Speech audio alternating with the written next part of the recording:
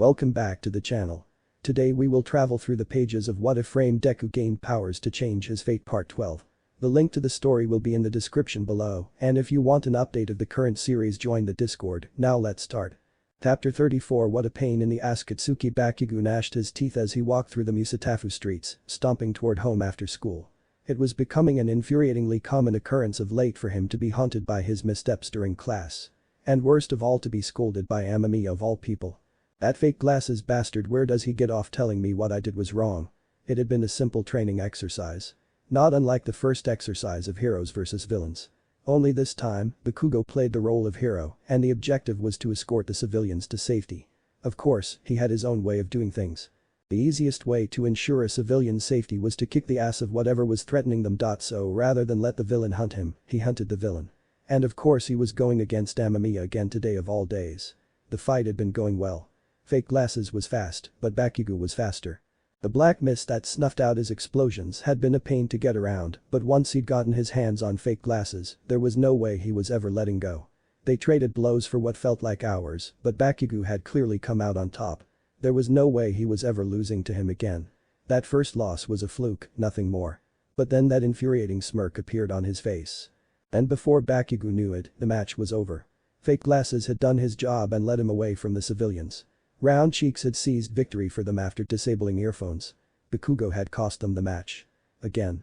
"Strength doesn't mean everything," he said in that irritatingly monotone voice of his.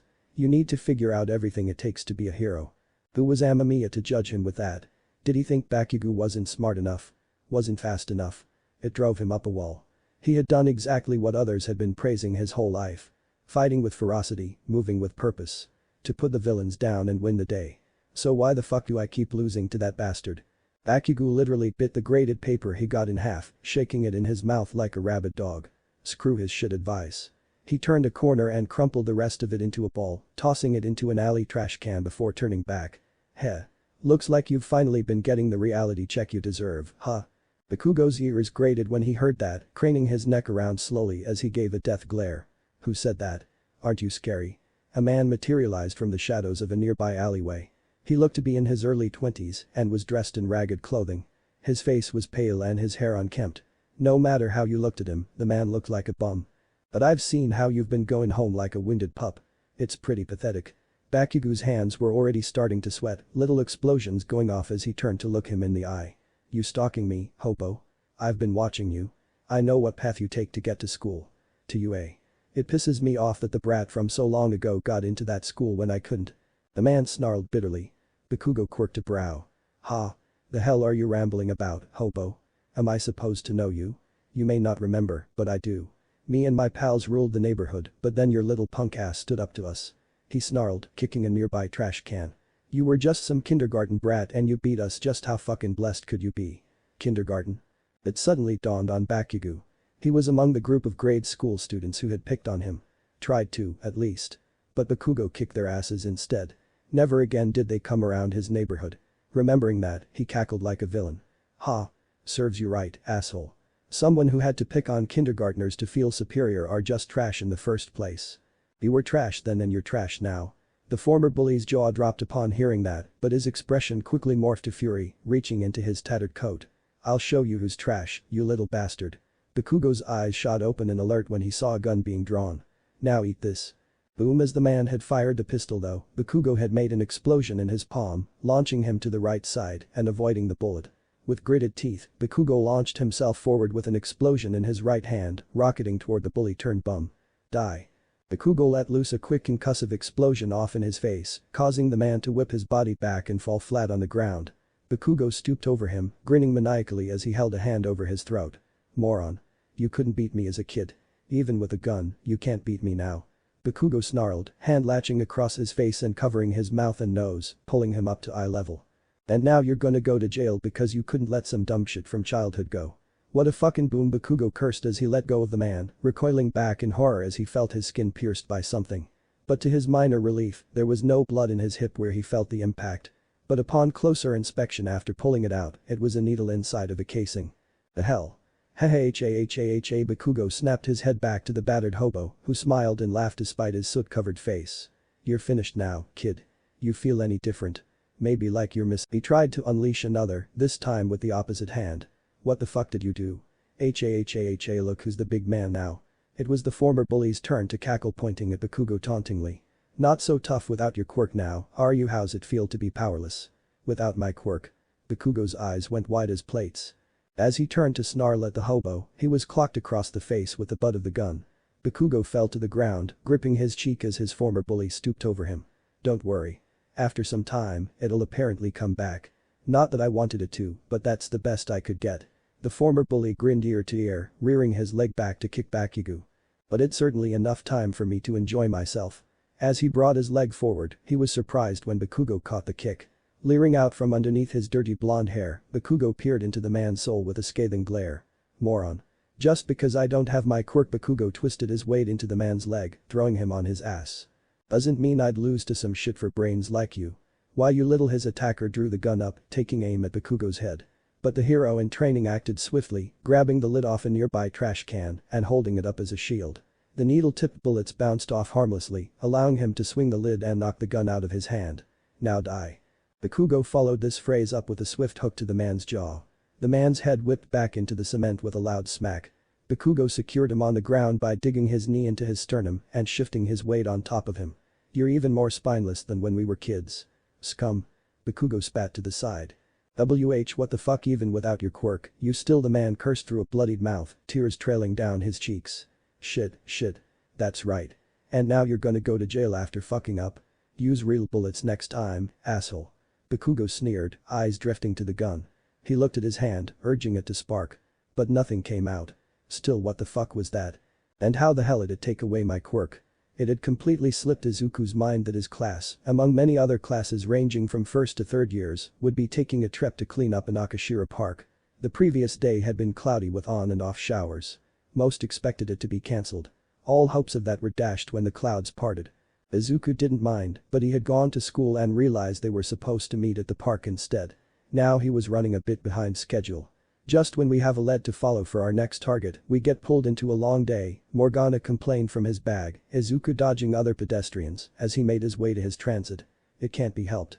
We have time to look into it though, so I'm not worried, Izuku reasoned. Once we're done, we'll meet with the others at Shibuya to talk about it. Maybe, but the sooner we get our names back out, the better. Izuku didn't completely disagree on that front, but he wasn't going to rush into their next potential target without careful consideration. Unlike their previous targets, these Yakuza could attack them both in and outside of the metaverse. If we end up getting caught or seen like with our past targets, it could be a lot more dangerous for us. Sorry, I'm busy right now.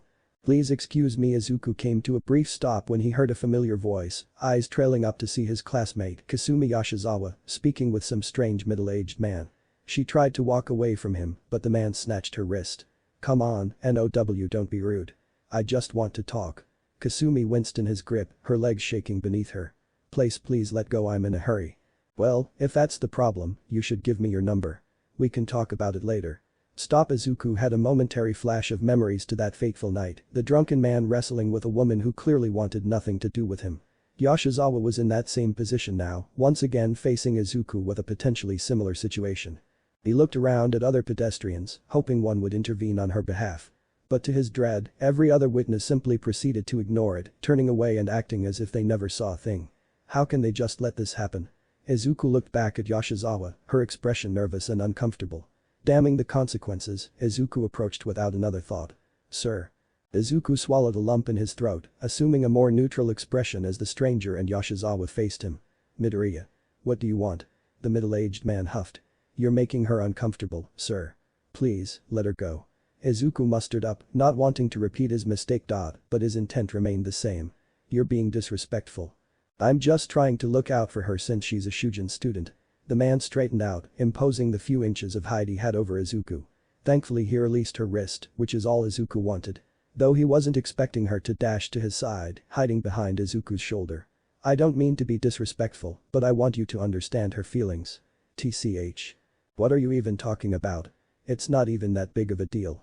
Kids these days, acting like white knights for no reason. The middle-aged man looked flustered, glaring at Izuku before leaving. Izuku breathed out in relief, glad that the situation hadn't escalated. He looked back at Yashizawa in concern, his eyes softening. Are you okay? Yashizawa took a moment to relax before looking up at Izuku. Her eyes shot wide open, taking several steps back from him and bowing her head. I'm sorry. Thank you for helping me, Midoriya-kun. I'm very grateful. Why, you don't need to worry about that. I'm glad you're fine. Izuku waved off awkwardly, offering a smile. Yeah, I'm okay now.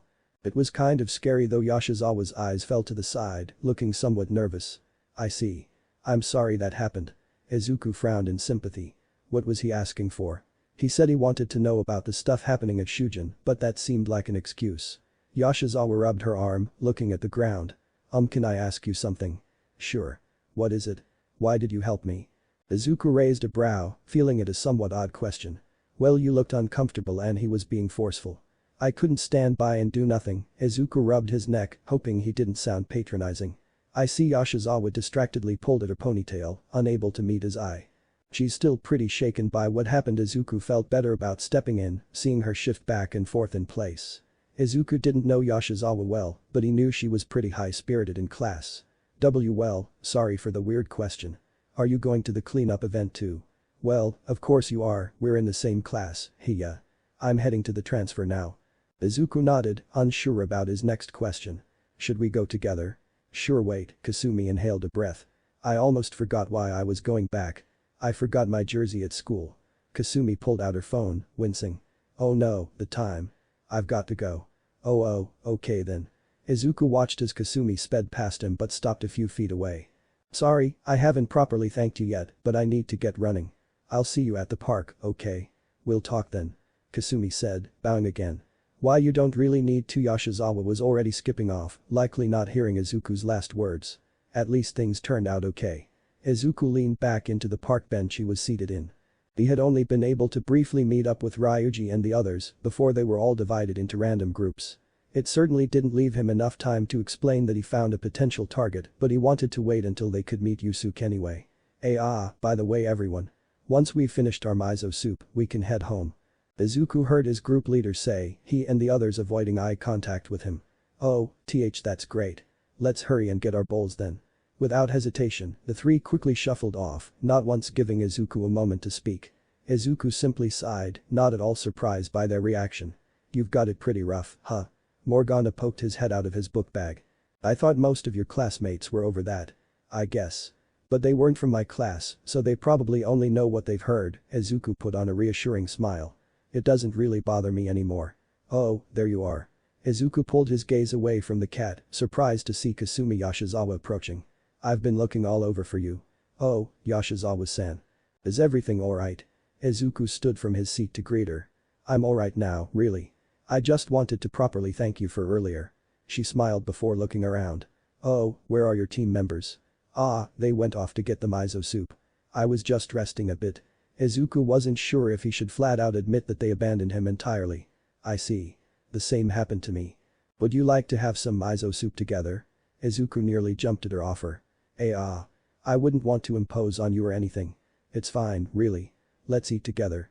Yashizawa's smile was cute enough to fluster him, his head filling with steam as he attempted to respond. Oh okay. He slowly stood up, following her to the line. Girl wants to eat lunch with me. Oh okay Izuku, it's not a big deal. Treat it like you would Ann-senpai or Koto-san. Izuku figured that spending so much time with two older and obviously attractive girls like his two teammates would have neutralized his nervousness around women by now. While it did seem to help a little, spending time with a girl he'd just barely met, especially one as cute as Yashizawa, was still nerve-wracking. He wasn't blind to the fact that she was the prettiest girl in his class. With shaky hands, Izuku took his bowl from Mariki-sensei, who helped with a meal prep for the trip before following Yashizawa back to the bench. Izuku tried to keep a moderate distance away from her that wouldn't seem rude, but also wouldn't feel too close to her at the risk of his burning face. Thank you for the food. Yashizawa said before picking up a piece of tofu and nibbling on it. And again, thank you so much for earlier. You don't have to keep thanking me. Izuku shook his head. I really didn't do much. No, you did. I was really scared when that guy cornered me. Yashizawa's eyes drooped to the ground, shame and anxiousness leaking in her expression. It was honestly scarier than I thought a situation like that could be. But her frown formed back into the kind of grateful grin you'd see in movies or on magazine covers. That's why I'm so thankful. So thank you very much. Izuku fought the urge to scrunch up his face to shield his eyes from that blindingly brilliant smile. It's fine, really I'm glad things turned out okay me too. And one other thing Izuku was surprised when he saw shame return to her expression. After I started at Shujin, I started to hear a few rumors about you. You seemed nice enough in class, but I was keeping a small distance because of it. I'm sorry about that. Izuku's expression mellowed out, but he gave an understanding smile. It's okay. You were new to school, and I don't blame you for being cautious. Besides, you still treated me well enough in class. I don't like assuming the worst of others. So I'm sorry for not giving you a chance until now. Kasumi bowed her head in apology before letting out a sheepish giggle. Besides, I don't think you're anything like what the rumors say. I know that's weird to say after just meeting you, but I can tell you're not like that. Her words filled Izuku with warmth. He was happy with the friends he had in the other thieves, but it was disheartening that none of them were in his year. Thank you, Yoshizawa-san. I know the rumors are still out there about me. Some of them are pretty crazy, too. Stuff like theft, homicide, ivory smuggling, how did it turn into all of that? Yeah, they seem to have really gone off the rails, Yoshizawa giggled again. They couldn't be further from the mark, yet people still get really tense around you. Our class seems used to you by now, but the rest of the first years around us still get pretty quiet. Izuku couldn't stop a tired sigh from escaping his mouth. Well, I'm glad to hear you don't think that way, at least. Of course. It might be kind of soon to jump to conclusions, but I believe you're nothing like any of those rumors. Yoshizawa's tender smile was all the reassurance that Izuku needed, feeling his face warm up again. So, why don't we start over and introduce ourselves? Ah, okay then. I'm Izuku Midoriya. Nice to meet you. He said, welcoming her idea. And I'm something seemed to catch Yoshizawa's eye, the girl looking away before springing from her seat. Izuku blinked as he watched her move with a swiftness, eyes wide as plates when she performed an expertly executed spring jump in the air, grabbing a balloon by the string. Yoshizawa rolled as she landed before springing up to stand. Wow, Izuku mumbled in awe. Talk about some moves. She has crazy flexibility. Morgana made himself known, the cat gawking from his bag. They watched as she returned the balloon to a small child, waving them off before walking back to Izuku. Sorry about doing that while we were talking. That was amazing, Yoshizawa-san. You look like an expert. Kasumi's face flushed, giggling bashfully as she rubbed her head. Thanks, I actually do rhythmic gymnastics. It's honestly pretty easy once you get the basics down, really. Easy peasy lemon squeezy. Ah, I see. That's really impressive, Yoshizawa-san. Izuku continued to praise her. It's nothing, really, she waved her hand as she failed to hide a pleased smile. Rhythmic gymnastics, huh? Izuku spared a side look at Morgana. That could be useful for you to learn, don't you think? A phantom thief has to be light on their feet. Think of how much faster you'd get around if you could move like that. Izuku hesitated a moment, giving Morgana's idea some thought. I guess that would be useful. Koda-san says that I'm still pretty stiff when I'm fighting. Maybe that's what I need to loosen up. Is everything alright, Midoriya-kun? Izuku was pulled from his thoughts, Yoshizawa's head tilted to the side. Also, I thought I heard a cat Yoshizawa-san. I have a request. Izuku tried to pull attention away from Morgana as the cat hid in his bag. Oh, yes. Would you be willing to teach me how to move like that? Kasumi's eyes lit up at his request. You want to learn about rhythmic gymnastics? Kasumi's lips curled up in excitement. Of course. I'd love to help teach you about it. Her expression suddenly fell, her eyes cast to the side. Well, I'd like to, but there's something I'd like to ask in return if that's alright. Oh, of course. What is it? Izuku wondered why her mood had suddenly soured. Lately, I've been lacking in my performances. It's been making me think about a lot of stuff. She admitted, rubbing her arm shyly. So I was wondering, whenever you're free, if you'd be willing to give me advice. Izuku blinked owlishly at her request. I mean, I wouldn't mind, but I don't know if I can give you much advice. Of course you can. Rather than giving me advice on technique, I just think it would be nice to have someone to talk to from time to time. I have a friend that used to always help me like that, but he goes to a different school. On top of that, right now he's working hard for the sports festival. Your friend goes to UA? Izuku couldn't hide his interest in hearing that. Yup. He's in the general department, but he really wants to join the hero course. Kasumi smiled at the thought. I want to support him as much as possible, but I don't want to distract him either. But if you were able to help me the way he used to, I'd really appreciate it. She doesn't want to get in the way of her friend's hard work. Even if it means being alone. Izuku smiled, admiring Kasumi's selflessness.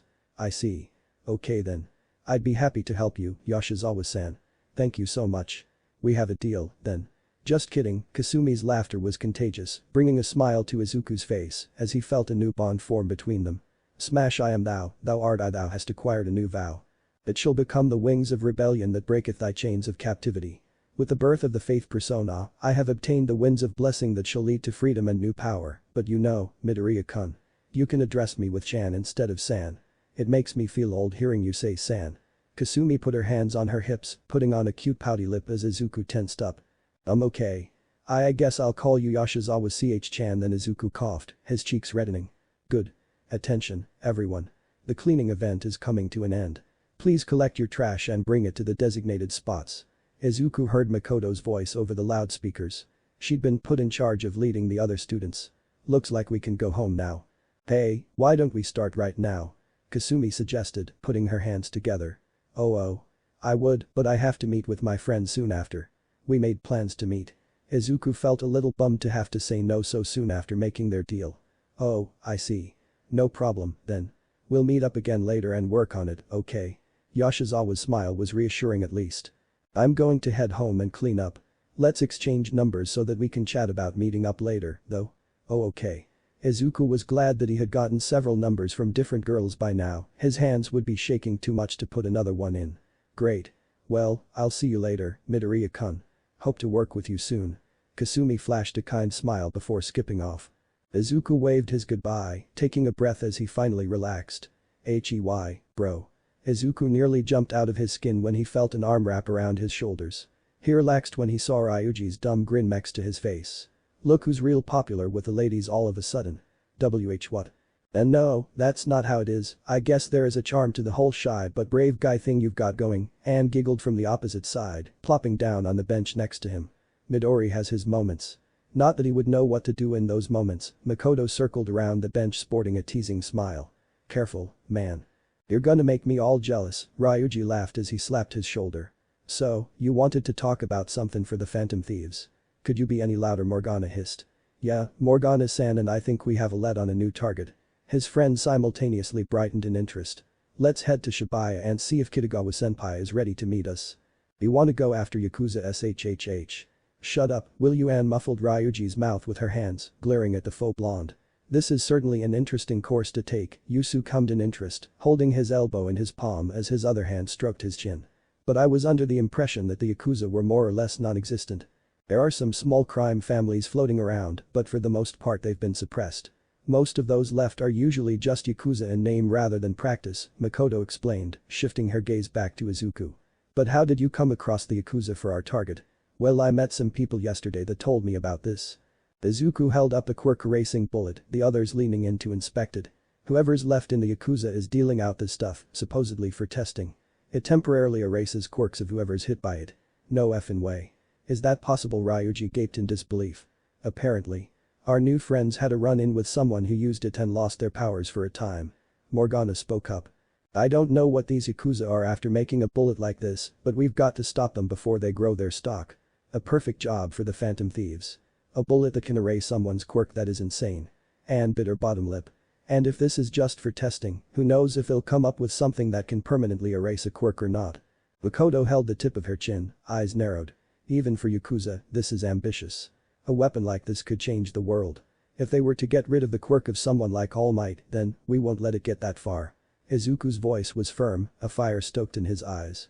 We'll put a stop to the Yakuza doing this before it's too late. Whoa, someone's fired up. Anne raised a brow in surprise. You bring All Might into the equation and Midori's more than ready to jump, Makoto smirked, her words deflating Izuku's intensity. Still, you're right either way.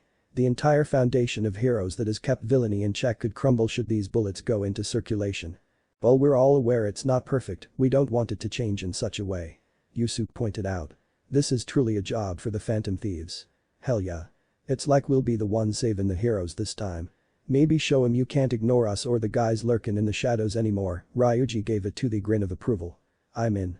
So many people will lose courage if this stuff gets out. We can't let that happen. Anne's eyes burned with determination. Looks like we're all in agreement. Our next target will be these Yakuza. Morgana nodded his head in approval. Before we begin investigating, we should all keep something in mind. Izuku looked at the others in concern. Amashita and Madaram still had to play by certain rules so that they could keep up their images. They weren't nearly as dangerous in the real world as their shadows were. But our target right now is a criminal organization. We can't slip up and let ourselves be caught by the Yakuza. It could end horribly for all of us. And not just us, but our families. Looks were exchanged between each member, realizing the gravity of his words. Kamoshida and Madaram weren't allowed to dispose of them even when they were caught red-handed at times. They had to keep up facades. But a Yakuza clan who is actively committing crimes. That was a completely different beast. We'll play things closer to the chest this time, then. Makoto said in understanding. None of us can get caught like we have before. Right, play it safe this time. Anne cast a stern gaze toward Ryuji. So try not to be so loud, will you? Hey. Don't look at me like that. Ryuji recoiled in offense. I won't get us in trouble, I swear. Caution must be exercised to the extreme. I believe we all understand that. Yusuke gave his confirmation. So, what leads do we have to follow? From what they were telling me, a lot of the people involved with these Yakuza wear full-face medicine masks. They've also been committing small crimes like stealing money from local shops and dealing trigger for money on the side. We should look for where crimes like that most occur that have been stopped. Izuku explained. Medicine masks. That's rather specific. There must be something we can find online about it, Makoto suggested. Ryuji gave a thumbs up. I'll get to searching around. We should be able to pick something up. Maybe people complaining online about it. I'll do the same. Maybe people have heard about it around school, too. Anne offered. I'll do the same. But again, we must approach with caution with who we ask. Yusuke reminded them. Right. I have a friend who I can talk to as well. I'll have to wait until tomorrow night though, as he says he's busy. Izuku's thoughts went to the gruff owner of Untouchable. He wasn't sure how comfortable he was asking about it and would have to approach it carefully. But at the moment, he was the only person he knew who had ties to that world. You have a friend who can tell us about the Yakuza? Makoto's brow raised in wonder. Who exactly have you been buddying up with lately? Huh? Oh, well Izuku has been making all sorts of connections lately. All for the benefit of the Phantom Thieves, Morgana said with confidence, puffing his chest out. You all would be impressed by some of the people he's gotten help from. Oh yeah, like that Hatsune chick that helped me out, right? Ryuji shivered at the thought. If any of them are half as odd as she was, I really feel for you. You're really taking one for the team, that's for sure. Haha, they're not all that bad. Izuku tried to defend them. Though his thoughts couldn't help but stray to the several experiments that both Takemi and Mei had put him through, as well as the shady business Iwai had involved him in. It was probably best not to tell his friends all the details. Helped you out? What do you mean by that? Anne asked. Heh, you'll see. Once we go into a palace, I'll show everyone. Ryuji grinned eagerly as he slapped a hand on Izuku's shoulder. So trust me, our leader's doing fine. Well, so long as you know what you're doing, Makoto rubbed her arm in worry. Well, if Ryuji's backing him, I guess he should be fine. Anne reassured her with a smile. So, is there anything we can do aside from asking around? No, that's it for now. Once I've talked with my friends, I'll let you know how much more we'll need to do. There was no use running in circles with so little information to go on. Sounds good to me. Guess we'll call it with that. Ryuji pushed off the rail. Yup. We'll update everyone tomorrow about the next step, Morgana said. Just be sure to tread carefully, whatever you're planning to do. Makoto gave a concerned side look to Izuku before leaving ahead of the others.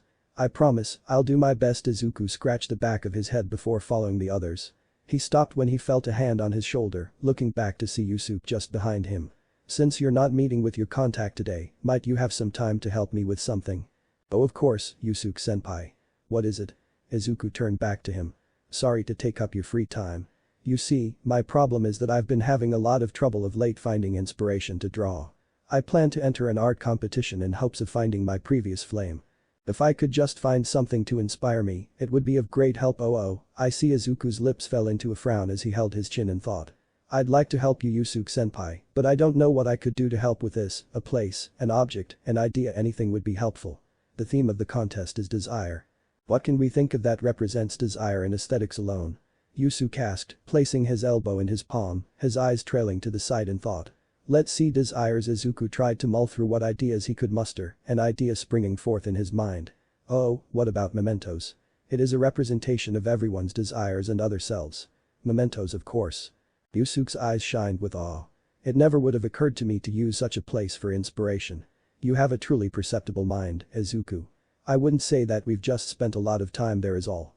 He waved shyly. Come. We cannot waste another moment. To mementos. Wait, right now. Well, I'll let you two have quality time together. Good luck in mementos. Wait, Morgana-san. I hope this doesn't drag too much attention to us. Izuku and Yusuke hadn't delved too deep into mementos. They were on foot, so they remained on the first level and stuck to observing one of the first rooms. Despite Izuku's own concerns, Yusuke seemed positively excited to be able to use the cognitive world as his reference. A distorted realm, teeming with shadows, the physical embodiment of the desires of the human heart. Yusuke was lost in his own world as he drew inspiration from their surroundings, a sketchbook and pencil in his hands. The same thing that brought forth the Sayuri can also produce such morbid fabrications. But I find that aspect to be fascinating. The heart is akin to an abyss. Is this helping you, SHH? I am focusing. Izuku deflated after being cut off. But yes, I find myself compelled to draw. This might be exactly what I needed. Thank you again for this idea, Izuku. I'm glad I could help. Izuku soon heard a wail in the distance, sweat trailing down his brow. But maybe we should try and hurry, Yusuke-senpai. Please, do not rush me. I must take in every detail. Yusuke urged, causing Izuku to sigh. It has been some time since I've been able to draw like this. After learning of Madaram's true nature, I began to question my drive as an artist.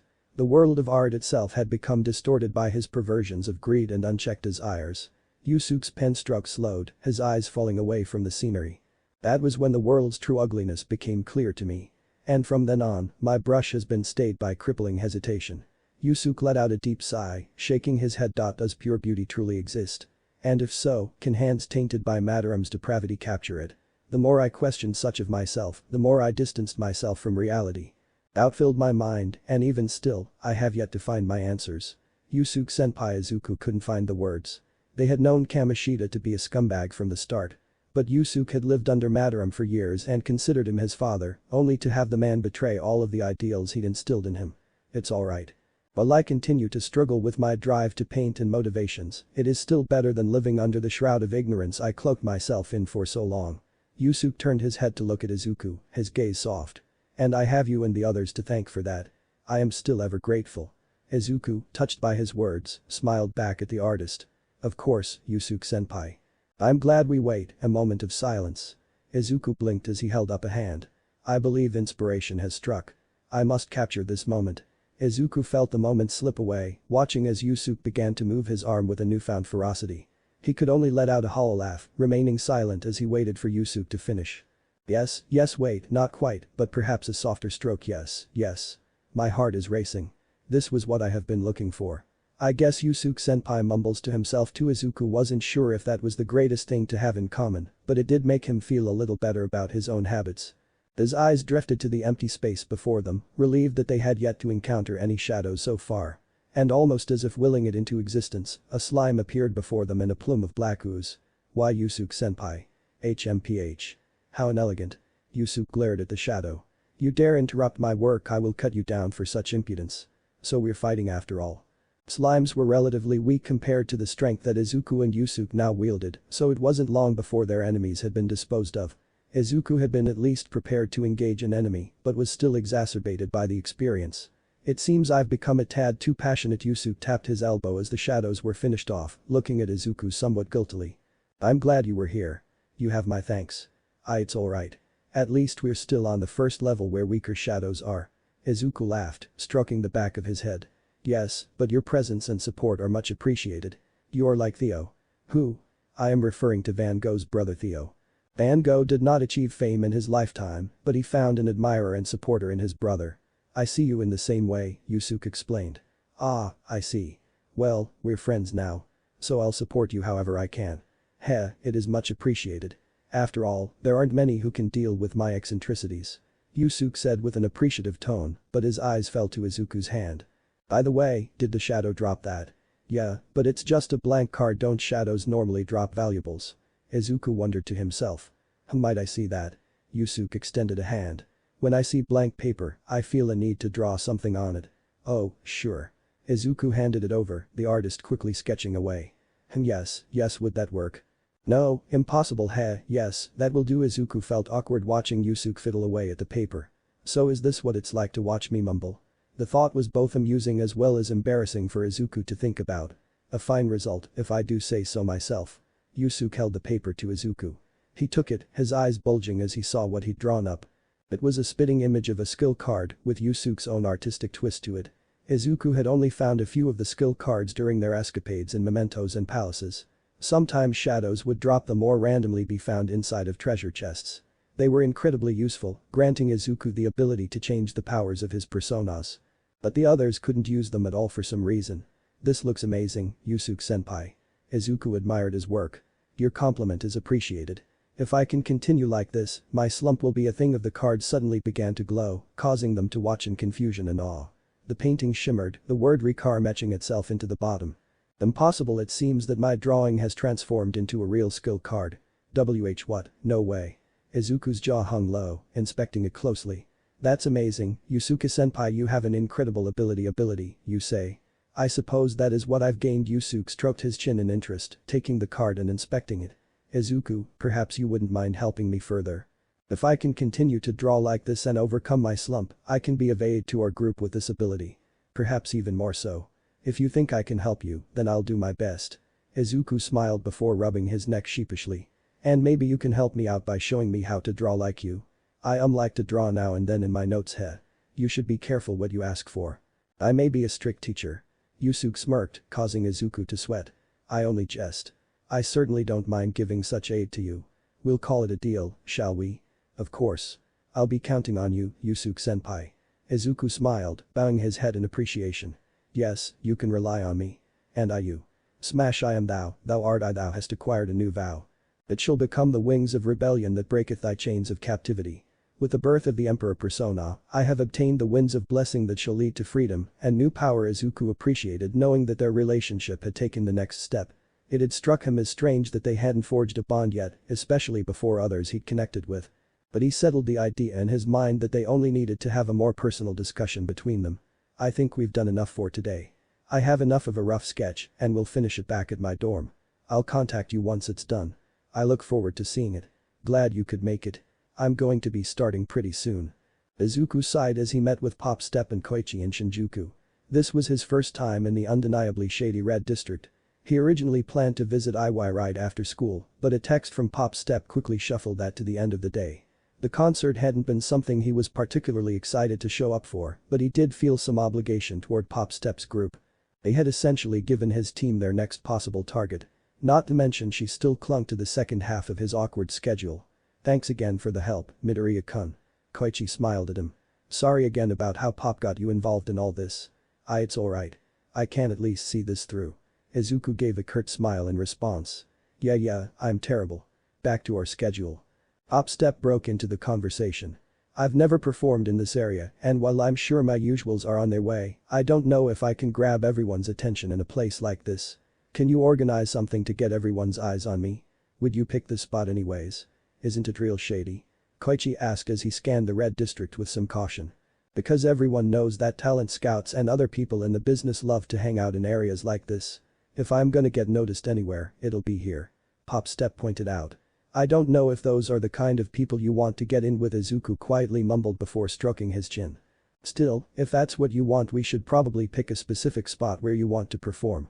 A place that won't disrupt the surrounding business but is inside of their customers. Maybe right at the edge of the shopping district. Plenty of places on that side in view of it and not a lot of apartments." Koichi pointed out for them, the three peeking their heads out to see the area he mentioned. "That's perfect. If we need to make a quick escape from the police, that will help, too." Izuku looked up in thought, trying to think of further details.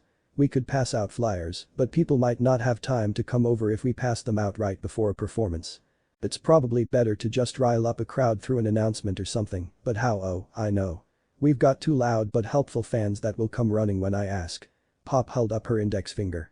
"I'll give them a call and see how close they are." "Oh, that's good. And if they don't mind, maybe they can help with security," Izuku suggested hopefully. "They are pretty strong even though they're just middle schoolers," Koichi tapped his chin in thought. If they're that young, maybe not." Izuku wasn't sure, strong or not, if he wanted to get younger kids involved with keeping a belligerent crowd back. "Maybe instead of performing from the ground, you can keep on a higher place. Somewhere close to the ground, but high enough that people can't reach you. It'll take off tension from Himawari-san and I while we keep the crowd back." "Alright, maybe I'll find an awning to perform from, and I'll jump a bit down lower now and again to keep the crowd going." "That's good, just don't do it too often in case any fans get a little too close." Izuku tapped his chin, looking around for anything they could use to make the situation easier. "Maybe you could start by jumping from further down the district to draw more attention to yourself." "Oh? Like a hop around to get people to notice I'm around?" "Right. We'll start it off by getting the people already gathered hyped up with your friends. Then, once they give the signal, you start jumping through the district between the crowds and pull their attention to where the stage is set. That should help get more eyes on your concert. Hey, that's a great idea. Couchy smiled in agreement. I like it. An idol is supposed to get her fans excited. A dramatic entrance seems perfect for what we want, Pop Star grinned in anticipation. Alright, let's get everything ready. Hope you two are ready for some work. Not like we have much choice, Koichi sighed, voicing a small part of Izuku's own thoughts. But the grateful smile that Koichi gave him was at least encouraging. I'll be counting on you, Midoriya-kun. Same to you, Himawari-san. Ah, Koichi's alright by me. No need to be so formal. Alright, we get it. Let's get started, Boys. Izuku wiped his head of sweat as he and Koichi took a breath. The crowd had been a bit rowdy, and their attempts to pull attention had gone well, but they didn't get out of hand thanks to keeping her out of arm's reach. She had riled her fans up a bit when she hopped down to engage them, nearly leading to some exchanges, but Pop Step had helped get their attention back by scolding them in a cutesy way. Izuku and Koichi had managed the crowd well, and for the most part, Pop Step's performance went without a hitch. The only reason he was sweating at the brow right now was the sudden arrival of the police which shut down the concert. Izuku and Koichi bolted down the same alleyway before the cops could get a good look at either of their faces. PHEW, I'd say that went well, all things considered. Koichi smiled as he pressed his back against the brick wall behind him. You okay, Midoriya-kun? I'm okay, thanks. Izuku breathed out, returning the smile. I think we're safe here. Where is that? Was fantastic. Izuku drew his gaze up to see Pop Step soaring through the air, landing between them. We got such a big crowd. And we didn't have any fights break out, either. Talk about a big debut. No kidding. You did really well today. Koichi agreed. Still, I think you owe Midoriya-kun thanks. He gave us a lot of solid ideas. Right. Pop Step tensed up, coughing into her hand as she turned to Izuku and drew out a crumpled piece of paper. Thank you again, Midoriya. That was a lot of help. You can have this back. It's fine. I'm just glad it's. As Izuku reaches to grab it, Pop Step pulled it back. But before you go running off, I thought that I'd ask once more if you'd become a permanent member of our team as the manager. Izuku nearly fell over at her sudden change of heart. He had a feeling that this wasn't going to be so easy. Hey Pop. We talked about this, Koichi's words drew Izuku's gaze up, noticing illegal idol stiffening. If you're going to ask for his help, you gotta do it right. Izuku's gaze trailed back to Pop Step, the pink-haired girl grinding her teeth in frustration. Fine. She took a deep breath, her expression became shy. Look Midoriya-kun, I know that we got off to a rocky start. But you proved to be very helpful today. She looked back at Koichi momentarily, the plain college student nodding in affirmation. I'm really sorry about it, okay, she suddenly bowed in apology, Izuku recoiling. I was really desperate and I didn't know how to approach you any other way. I thought about it for a while and realized that it might have been kind of dirty, the way I got your help. And I just want to say sorry and I hope you'll keep helping me out. Izuku couldn't say he didn't feel like he was owed an apology, but the tone of her voice was genuine and she was swallowing a bit of pride at least. He could appreciate her doing this much. And if he was being honest, he admired the passion Pop Step had put into her performance. She wasn't that great of a singer or dancer, but it was clear as day that she took this business seriously and felt strongly about her performance. As much trouble as he got from being forced into it, he couldn't say he was still upset. It's alright. Thank you for apologizing. Seeing you perform, I was happy to help you get so much attention. Pop Step's expression suddenly lit up, but Izuku had to be quick on the rebound. But to be honest, I wouldn't be available all the time to help, that's alright. I can get by with Koichi most of the time, we could just use your help every now and then. Pop Step pleaded, holding her hands together. Please. I can't really pay you, but there's got to be some way we can make something work. Izuku could only laugh sheepishly, rubbing the back of his head awkwardly. Well, his thought suddenly went to the crowd that had gathered. Well, Pop Step didn't make any headlines, she did get mentioned now and again in local news. Well, it might be a small following, Pop Step certainly did attract attention. And one of the things we want to do is attract more attention, and if it helps on a local level, people might feel like they've been more personally heard. I would be willing to help out now and then, but in exchange Pop Step's face lit up with a hopeful smile. I would like for you to help promote the Phantom Thieves. Pop Step's face twisted in disgust at that. Why does that disgust you? No. I don't want to give those guys more attention. They're already huge. Pop Step crossed her arms over her chest, turning away. Why do you want to promote the Phantom Thieves anyway? Koichi asked, interested. I think what they're doing is important work. I want more people to support them and see that they're trying to do good. For their message to reach everyone, big or small.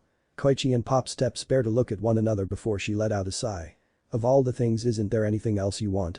Pop Step asked with a dash of desperation. No, there isn't. This is all I want in exchange. She groaned. So if I don't know, mention them now and again, you'll keep helping me out. Yes. I won't be available all the time, but I'd be willing to help you out whenever I can. Izuku offered a hand to seal the deal. Pop Step grumbled a bit, looking back at Koichi for a moment before letting out a resigned breath. Fine, I'd appreciate the help. Pop Step extended her hand, shaking it in agreement. While things had certainly started off strangely between them, Izuku couldn't complain too much about their arrangement. Smash I am thou art I, thou hast acquired a new vow. It shall become the wings of rebellion that breaketh thy chains of captivity. With the birth of the devil persona, I have obtained the winds of blessing that shall lead to freedom and new power. Alright, I guess we're good with that. Pop Step sighed, handing him the rest of his crumpled schedule. Thanks. I look forward to working with you. Izuku smiled back, despite her obvious resignation. Happy to have you join us, too. A lot less stress on my part, too, Koichi laughed before looking down the alley. But anyways, we should get going now. I think we should be in the clear of the cops. Okay. I can do this, just have to ask. It had probably been the 10th time Izuku had repeated those words in his head, his hand stiffly dusting the shelves around untouchable. He had gone in there planning to ask him about the masked men. But it was easier said than done. Iwai was a guarded man who usually kept to himself about the strange business he participated in. Izuku wasn't sure whether to try to coax it out of him or to ask him outright. Iwai-san is pretty perceptive. He'll see that I'm beating around the bush. He has been honest when I've asked him straight out, but then again he still doesn't admit to everything, I think. Maybe mumbles. Izuku jumped when he heard the shop owner behind him. If you've got something to say, just say it. You've been walking around like a stiff and constantly mumbling. More so than usual. It's driving me nuts. Sorry about that. Izuku waved his arms at his side. He swallowed the lump in his throat and the sweat already leaking from his palms. So, recently, yeah. I've been hearing some stories about Yakuza causing a ruckus around town. In a couple different areas. Iwai's eyes began to narrow as he spoke, but Izuku dared to continue. I know you're not involved with them anymore, but what exactly makes you think they're Yakuza? Iwai interrupted, sounding suspicious. Apparently they're a little known, I guess. But I don't know their names, people pick them out because of these old medicine masks they wear. Iwai's lollipop fell from his mouth. He rushed towards Izuku and clamped a hand on Izuku's shoulder. Don't ever go near any of those monsters again. If you don't want it, mumbles, you'll stay out of their way. Izuku could only stare up at Iwai in shock, his jaw slacking as Iwai gave him the fiercest look he'd ever seen from him. He hadn't been expecting a reaction like that out of the stoic and prickly store owner. In fact, this was the first time he'd ever seen the man afraid before. It was a long quiet moment before Iwai realized what he did, quietly loosening his grip and walking back to the glass counter. Izuku rubbed his arm, unsure if he should push any further. Look, kid, those men you saw, Iwai began, eyes trailing back to Izuku with a new sternness. Those were the 8 precepts of death. The name instantly brought the conversation Iwai had with his old associate to mind. So they are the people your old friend is working for, yes, and they're incredibly dangerous. Not a group you want to mess with. Iwai explained, leaning back against the glass and crossing his arms. While the Yakuza have been mostly underground, the 8 precepts have been acting a bit lately, ever so quietly. Their new leader is some young and ambitious kid. I don't know what he's trying to do, but he's been around for some time. He came into power over the group after their former boss got sick. Have you met him? Izuku asked, undeniably curious. No. He was after my time. But no doubt he's more dangerous than most. Got a quirk that can obliterate a man in the blink of an eye. Izuku felt the hair on his neck stand on end, hoping that Iwai was only being facetious. Look, my point is, stay away from any assholes in that group. You don't want to see a quirk like his or any of the 8 up close. If they're active like you say, then stay out of Asakusa. Asakusa? That's where they're based. I don't know where exactly, not that I'd tell you. All you need to do is keep out of their business. How do you know that? Izuku asked, surprised to hear him say something similar to what Koichi's master had. Like I said, the kid's ambitious. I don't know what he's building toward, but it's clear that he's got something big in mind. He's methodical and won't risk pulling a ton of attention his way right now. If he does, he could end up bringing the heroes to his doorstep. Iwai moved back around the counter, taking a seat and picking up the magazine he was often found reading. Just keep what I've told you in mind, kid. Stay out of Asakusa until things cool off. Izuku nodded in understanding, his eyes drifting to the ground. Asakusa, so that's where we'll have to look. Sorry that I can't listen to you, Iwai-san. Still, one thing continued to bug him. Oh, one last thing, I'm not saying any more about this, so can it? Izuku's hopes were dashed before he could even try. Izuku. I'm going to take a trip to Asakusa today for our investigation. Ryuji. Oh. Did you find out something about the case? Izuku. Maybe. I want to confirm if they're in the area. Have you guys heard anything? Koto-san. No more than what you mentioned. Some local thefts and drug deals were the most of what I found. Yusuke. No one at my school really believed the idea that Yakuza still exist. And I did hear some things. There were reports of random people being mugged and shot with something that stopped their quirks from working. It's actually really scary considering the number of cases like that suddenly building up. Ryuji. No effing way. It's definitely those guys then, right? Izuku. It just might be. I'll try and scope out Asakusa and see if I can find anything related to that. Koto-san. Do you want us to come along? It might be safer to travel in a group than walk around with just you and Morgana. Ryuji.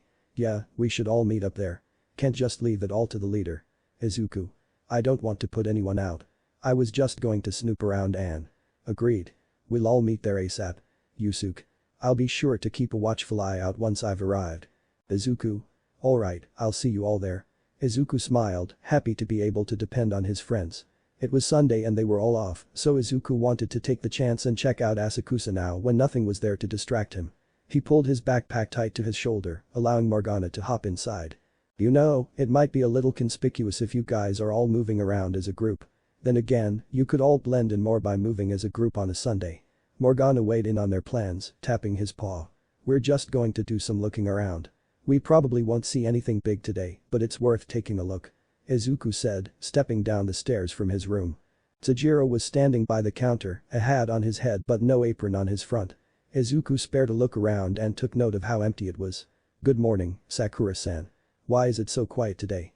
Quieter than usual, you mean? I'm actually closed right now. Sojiro jerked his thumb toward the open sign on the door. I'm about to head out to pick up some coffee beans since my guy missed his delivery. What about you? Oh, I'm heading out to Asakusa to meet my friends. Asakusa. Funny, that's where I'm going. Want to go together? Traffic isn't too bad heading that direction right now. Oh, I don't want to impose, Sakura-san. You're not. We're going in the same direction anyways. I can drop you off wherever. Sojiro suggested with a wave of his hand. Oh, well, Izuku didn't see much reason to say no. In all likelihood, Sojiro would leave him be once they arrived and he met his friends. So he smiled and said, alright, I'd appreciate it, Sakura-san. Alright then. Let's head out. Izuku walked alongside Sojiro, the two piling into his old yellow car. They took to the road, the traffic heading out was much lighter than the last time they drove together. Sheesh. I hate having to pick this up myself, they couldn't reschedule. The soonest they could reschedule was Thursday. They're giving me a discount on the order at least, but it's still a pain. Let's just hope traffic lightens up on our way back. Sojiro put a cigarette in his mouth, opening his window before lighting it. So how's school been going for you? I haven't heard anything after your tardy first day. Oh, it's going well. I've gotten my grades back up to where I want, so nothing to report. Good to hear. In fact, that reminds me, here, Sojiro fished into his pocket, pulling out a stack of yen. Take it. I meant to give it to you after receiving your test scores. I was impressed. Oh, you don't have to do that. Don't be modest and just take it, kid. Sojiro smirked at him. You're doing good in keeping out of trouble. It's made my life easier and your mom's as well. Think of it as a reward for good behavior. Izuku somewhat reluctantly took the money, knowing Sojiro wouldn't take no for an answer. He couldn't complain though, the team needed some more funds as it was. Thank you, Sakura-san. It means a lot. Well, keep it up. This school year won't last long, and your probation will be over before you know it. Sojiro blew a cloud of smoke out the window. Izuku smiled down at the yen in his hand, putting it away before suddenly hesitating. I feel like I shouldn't be accepting this. I have been actively working as a vigilante, after all while it didn't feel wholly deserved, Izuku decided against explaining why he thought so and kept the money. Alright, here should be good. Sojiro pulled up next to the curb, allowing Izuku to get out. Thank you for the ride, Sakura-san. No problem. Enjoy yourself with your friends and as always, stay out of trouble. Sojiro nodded, looking out to the street to watch out for oncoming cars. I'll see you later. Izuku waved, turning to head toward the shopping center close by. He was stopped when he felt something bump into the side of his leg. Ah. He looked down to find a young girl fall to the ground at his feet.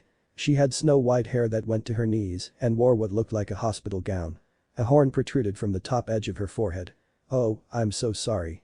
Izuku quickly knelt in front of her, offering a hand. Are you alright? Her eyes went wide like a deer in headlights, staring at Izuku in utter horror. I'm so sorry. Can you stand? Izuku asked, his hands reaching under her arms. He paused momentarily as he felt a sense of fear in her. She's trembling. Hey, is she okay? Sojiro got out of his car, looking at them both in concern. What happened? I'm not sure, she came out of the alley, I think. Izuku said, focusing on the girl in front of him. She seemed to tremble less once he pulled his hands away, staring up at him with the same puzzled look on her face. Are you okay? I'm sorry that I bumped into you. Do you need any help? He offered his hand to help the girl up. She stared at it like a scared rabbit. But she slowly began to reach out, putting her tiny hand in his palm. At his touch, Izuku felt the trembling fade ever so slightly, smiling as he gently clasped her hand in his. That's good, come on, I'll help you up. Izuku slowly pulled the girl up when he noticed that her feet were bare. Not only that, her arms were wrapped in bandages. Are you okay running around without any shoes? You'll hurt yourself like that. Hey. Sojiro approached from behind, having parked his car along the street. As soon as she saw him, the girl curled up against Izuku's chest, a single eye peeping over his shoulder. Is she okay? She seems frightened, Sakura-san, she's shaking. Izuku wrapped his arms around her back, rubbing it tenderly. Sojiro raised a brow, looking at the girl closely. She watched him with fearful eyes, gripping into the fabric of Izuku's shirt. So the coffee shop owner slowly knelt next to them, putting on the warmest smile Izuku had seen him wear. Hey there, little lady. You don't have to be afraid. We're a couple of nice guys. Sojiro's voice was soft, speaking with a disarming warmth. Eri must have felt it as she slowly lifted her head to look into his eyes. I'm sorry if we come off as scary. We just want to make sure you're okay. Really. Her voice was as shaken as her body had been, like she had just been crying. Really? Tell me, what's your name? Eri. Eri-chan, huh? That's a cute name. I'm Sojiro Sakura, and this is Izuku Midoriya. You can call me boss, though. Sojiro looked at the teen for support. It's nice to meet you, Eri-chan. Izuku smiled, slowly unwrapping his arms around her to give her space. Eri still clung to his shirt, but she was visibly relaxing. Sakura-san seems really good with kids. He's making her comfortable. He thought, surprised by just how well Sojiro was handling the situation. So tell me, Eri-chan. Are your parents nearby? You shouldn't be running out here by yourself. Sojiro retained his gentle tone. But something about the question made Eri tense up. She shook her head furiously, trembling in place again. That's okay, Eri-chan. That's okay. Why don't we get you somewhere safe and maybe something to eat? We'll go from there. Eri relaxed again, soothed by his voice. Izuku stood up, offering a hand for her to take. Come on, Eri-chan. Let's get some food, okay? Eri slowly reached for his palm, but panic flashed across her face. And no, I can't, she stepped back, trembling again. Is it because we're strangers? I understand if that's it. Sojiro knelt down, approaching the situation with caution equal to his kindness. And tears welled up at the edge of her eyes. Izuku exchanged a look with Sojiro before leaning forward on his knees, offering a smile. You can trust us, Eri-chan. We won't hurt you. We'll take you somewhere safe. Okay. He offered his hand again. She continued to hesitate, but slowly she came out of her shell. Slowly, she reached out her hand and placed it in his palm, her hand still shaky at the touch. She stared at their hands as if waiting for something to happen. Izuku wasn't sure what, but she seemed to relax after a moment of waiting. Her fingers started to relax and clasp against his palm. Seeing it as her approval, Izuku wrapped his fingers around hers. That's a good girl. Now why don't we get something to eat? Sojiro offered kindly, winking at Izuku in approval. Okay, her voice remained hesitant, but she stuck close to his side. Alright then. Let's get going. Sojiro smiled, pulling out his phone as he started to lead them. I'll make sure that the police meet us at one of the local shops. No need. I can take her off your hands. Eri's fingers dug into Izuku's hand as her trembling returned in an instant. Izuku slowly craned his neck toward the alley she came from, unable to stop his face from mirroring the horror he felt and his stomach twisting. As if materializing from thin air, a man with an unmistakable medicine mask on his face stood in the alley. No way, Izuku thought for a moment he was the one who said that. But he soon realized the words had come from Sojiro's mouth. Izuku's eyes snapped to his guardian, Sojiro's face drained of blood as he stared at the Yakuza. Sorry for the trouble she caused you both.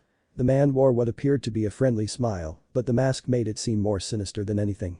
Thank you for looking out for her, but I can take Eri-chan. Eri's shaking intensified as she hugged closer to Izuku's side. Don't go. Izuku swallowed a lump in his throat, instinctively wrapping an arm around her. As he prepared to speak, Sojiro grabbed his shoulder and shoved him and Eri behind him. "You're from the local Yakuza, right? I recognize the mask." Sojiro's voice remained even despite his grave expression and the sweat trailing down his scalp. "What's does the Yakuza want with a little girl?" "Ah, this mask is because of some allergies I have, please ignore it." The Yakuza's voice was positively even, almost unnaturally so. "As for the girl, she's my daughter. I'd appreciate it if you returned her to me." "Daughter?" Izuku mumbled, looking down at Eri. The girl continued to tremble in silence, neither confirming nor denying his words. "Funny. I don't see a resemblance." Sojiro didn't dare take his eyes off the man as he squeezed Izuku's shoulder cautiously. "She gets her looks from her mother. Sadly, she's no longer with us." The Yakuza's voice remained even, giving no hint of agitation or concern. He extended a rubber-gloved hand. "Now, please. Would you mind returning her to me? I appreciate your concerns, but she'll be fine with me." Izuku felt Sojiro look at them from the side, conflicting emotions of horror and caution coloring his face. Izuku found his strange amount of caution as surprising as it was unsettling. He knows who he is, or at least how dangerous he is. Something that only further justified Izuku's fear of the situation. But at the same time, made him think of Eri's safety over his own. "Your daughter." Izuku swallowed the gathered spit in his mouth as he summoned the strength to speak. "She's shaking really bad. Like she's afraid." The politeness in the masked Yakuza's expression fell for a quick moment. "I just gave her a scolding. She runs off on her own quite a bit and gets mad when I tell her no. Maybe you should try and be a little more gentle with her." Sojiro seemed to find his own courage, glaring at the man. "She's just a little kid, after all. I don't mean to be rude, but I will discipline my daughter how I see fit." The politeness in his expression had disappeared and a minor hint of annoyance leaked into his voice. "Now, while I appreciate your concern for my daughter's well-being, I'd appreciate it if you gave her back. Now." The venom in his voice was unmistakable. Izuku felt his chest tighten as he thought of what they could do. "We could try to run, but I don't know what kind of quirk he has." And if he's the boss, then Izuku looked at Sojiro in fear. He didn't want to risk the life of the man looking after him. "Sakura-san has nothing to do with the case. I can't risk his life like this." But Eri-chan, he looked down at the girl, who continued to cling to him like a raft in churning waters. Kid Sojiro's voice snapped Izuku's attention back up. "Tell your mom I'll need her to do me the favor of looking after her." Izuku felt his eyes turn wide as plates, only understanding half his meaning. "Her? No, Sakura-san, you, is it really coming to this?" Izuku's gaze snapped back to the Yakuza. The man wasn't looking at them as people, but as ants to be crushed or flies to be swatted. "I swear the sickness has infected even regular citizens." "How disgusting." The next moment remained a standstill. Neither Sojiro or the Yakuza made the first move. And just when the atmosphere became dense enough to poke a needle through it, "Good evening, everyone." Izuku and Sojiro's head snapped to the side, relief filling the teen as a young man skipped down the sidewalk.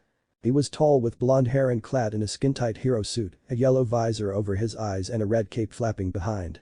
The number 1,000,000 was emblazoned across his chest. "I hope there's no trouble going on here. Is there a problem that needs reporting?" he asked with a Kando smile. "Not really. These two gentlemen were looking out for my daughter." Izuku's head snapped to the Yakuza, his voice returning to the polite tone it carried before with a gentle expression. "Are you from a local hero agency?" "No, sir. I'm just a hero in training. It'd be presumptuous of me to claim an agency." The young man waved a hand in front of him. "I'm simply on patrol as part of my internship." "I see. Then could you help us sort out the situation?" "I didn't want any trouble with these gentlemen, but my daughter's frail disposition has led them to believe she's in some trouble. She's shaking like a leaf." Sojiro narrowed his eyes from behind his glasses. "And like I said, she just received a scolding. She can be a little dramatic and falls quite a bit on her own." The Yakuza kept up his facade well. Izuku was well past believing it was genuine, but the supposed hero in training didn't seem to doubt it at all. "I see. Well, I can understand the want to protect a young girl in need. But if that's all this is, we can settle things real quick." The young hero skipped up to Sojiro, placing his fists on his hips. "Thank you for acting out of compassion for this young girl, mister. But we'll have to give her back to her father." "What?" Sojiro's jaw hung from his head. That's it. You're just going to hand her over like that?" "Those are the rules we must abide by." "I understand your concern, but the parent takes priority in this situation." The hero in training placed a hand on Sojiro's shoulder, keeping up his smile. But we don't have any proof that he's her father." Sojiro, his gaze alternating between the hero and the Yakuza. "Well then, why don't we ask Eri?" the Yakuza said with the pretense of a smile. "Come on, Eri. Enough playing around. Come to Papa." Izuku barely noticed the small tug at the edge of the Yakuza's glove. In an instant, Eri pulled away from him, running toward the waiting arms of the masked gangster. And no, Sojiro was stopped short as the hero intervening held an arm up in front of him, his expression hardening for a brief moment at both Sojiro and Izuku. There we go. You really need to stop causing so much trouble for others, Eri. The Yakuza said, his voice conveying a more relaxed tone. I'm sorry, Eri mumbled as she moved to his side. I'm sorry what? I'm sorry, Papa. The Yakuza pat her head gently, ignoring the small twitch she made at the physical contact. That's better. If you're done throwing a tantrum now, we'll get going. The masked man bowed his head toward the three. Sorry again for the trouble. You all have a nice day. You as well, sir. The young man answered with a salute. Izuku watched helplessly as the Yakuza and Eri disappeared into the shadows of the alley, looking up at Sojiro in regret. Sweat trailed down Sojiro's face as he struggled to find the words to express himself. His face cycled between disbelief, horror and despair before finally settling on anger. Sir, Sojiro pushed the young man's arm away. Why didn't you do anything? Sir, please calm down after you let that little girl just walk away with that monster, sir, please. You have to understand, the situation is more complicated than that. The young hero's smile fell away as he took a step back from Sojiro. Complicated? What's so complicated about keeping a young girl away from that trash? Sojiro was seething. It almost scared Izuku how furious he was. He knew that the serious face that the coffee shop owner could put on when needed, but this was a whole other level. I can't disclose anything, but know that this isn't the end of it. It could be for that girl. You don't know what's going on with her. Sojiro growled. Izuku didn't want him to do anything he would regret and quickly put a hand on his chest to hold him back. What hero agency are you a part of? If you're on an internship, you're definitely in an agency. The young man looked around, almost as if afraid someone would hear. He let out a deep sigh, his expression sullen. I'm Lemillion with the Night Eye Agency. Night Eye Agency? Izuku repeated, the name immediately familiar to him. As in All Might's former sidekick. Sojiro scoffed. Of course. Sasaki always played the long game. For a world of smiles he said. Izuku turned a shocked glance up at Sojiro, surprised by the familiarity as well as disdain in his voice. Well, give him a message for me. Lemillion pursed his lips. What is it? Tell him that he needs to send your ass back to school and to take his plans and shove them up his ass. Sojiro jerked away from Izuku, storming off to his car. Go and see your friends, kid. I'm heading off. Izuku stood silently with the now named Lemillion, the two watching as Sojiro drove off in his car. Lemillion hung his head in shame, unable to meet Izuku's eyes when he looked at him. Izuku opened his mouth to apologize for Sojiro's words. But another part of him agreed with his guardian, silencing any consolation he might have offered. Instead, he turned around, his body shaking as he walked toward the shopping center. It's not for nothing. Izuku stopped, sparing a glance back at Lemillion. The hero in training looked at Izuku with frustrated, almost desperate eyes. I promise, whatever is happening is not for nothing. He stopped, likely wanting to say something he couldn't. It won't be in vain. Izuku found himself trembling as he dug his teeth into his lower lip. It was so tempting to walk up to Lemillion and deck him in the face. To grasp him by the collar and demand a real explanation as to why a hero, someone with the power to help anyone in need, couldn't save a little girl. If it weren't for his probation, he might have done just that. Instead, Izuku met Lemillion's words with silence, allowing his expression alone to show his doubt. Izuku read the hero's face, and it was clear that it was enough. Sweat beaded down his chin and neck, and he once again hung his head low. Izuku rubbed his arm, unsure if he should feel some remorse.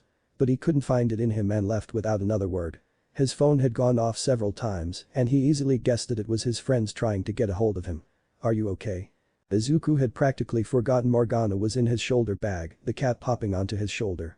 I'm not. Izuku admitted, gritting his teeth. I felt so helpless. There was nothing you could do. That hero certainly didn't help, but I got the feeling that he knew more than he let on. Morgana tapped his paw and thought. He's just an intern, a sidekick, but yeah. Izuku couldn't defend him. Not at this moment. He was too angry for that. Angry at the hero for not doing anything to help. And at himself for being powerless to do anything about it. Sakura-san. Izuku's hand balled into a fist, frustration building up in his gut as he grit his teeth. I feel the same. Chapter 35, what a mess.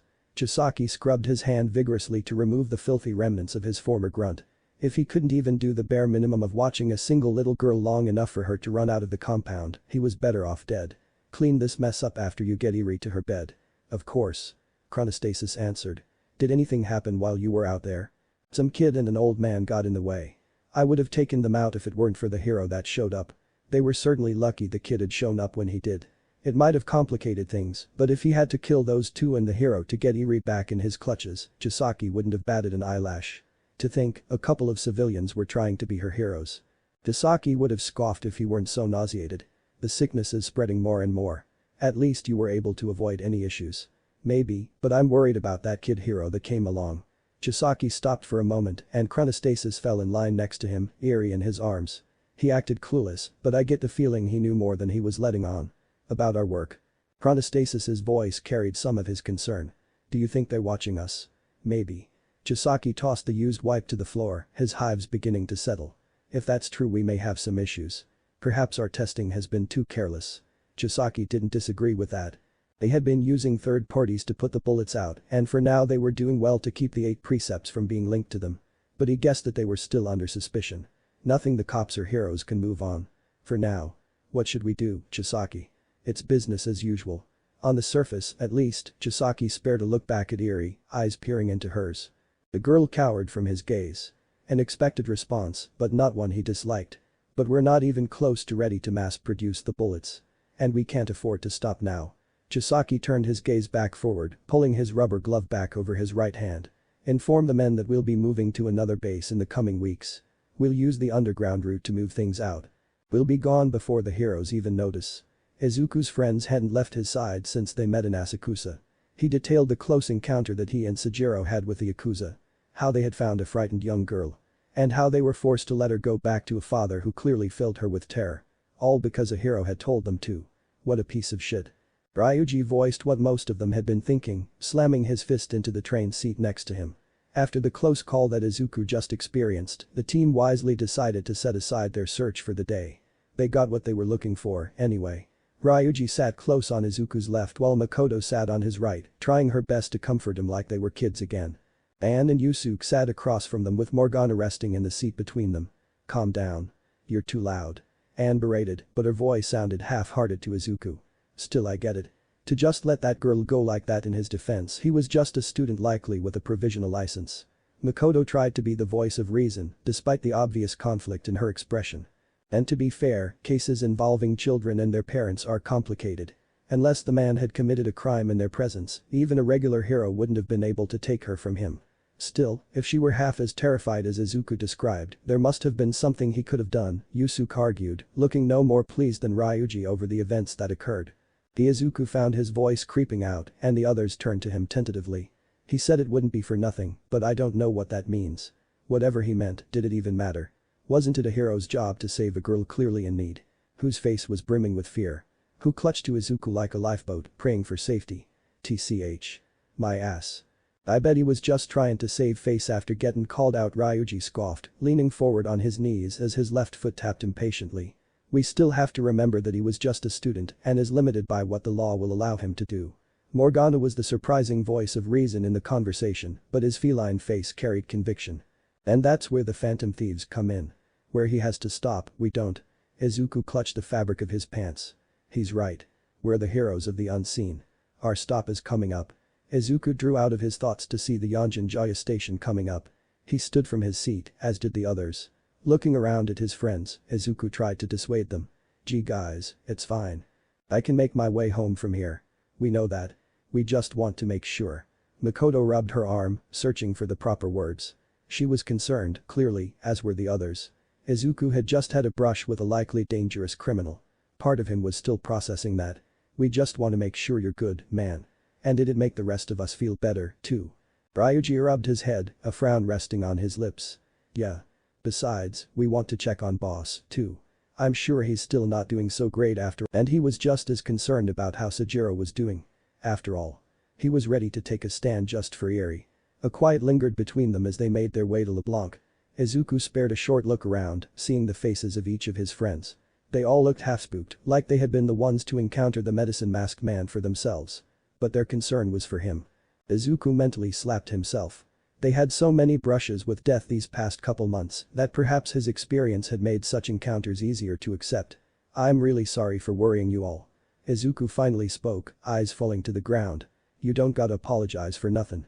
We're just trying to look out for you. Ryuji might have been loud and brash, but Izuku could always feel the sincerity in his actions. We're a team.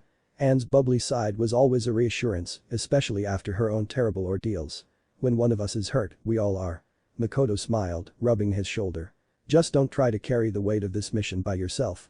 Just because you're the leader doesn't mean everything falls on you. Morgana encouraged from his spot on Izuku's shoulder.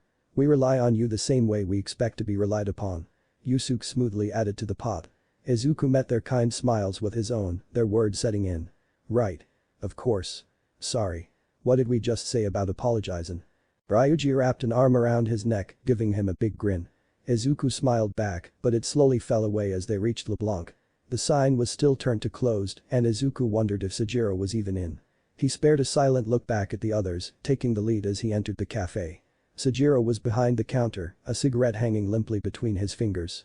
A long row of ash clung to the end, which had been left untapped for too long. Sakura-san. Izuku tightened his bag to his shoulder, walking up to the bar. Are you alright? Hey, kid. Sojiro took a moment to answer, though his eyes stayed away from Izuku, finally dispelling the ash into a tray. No. Can't say I am.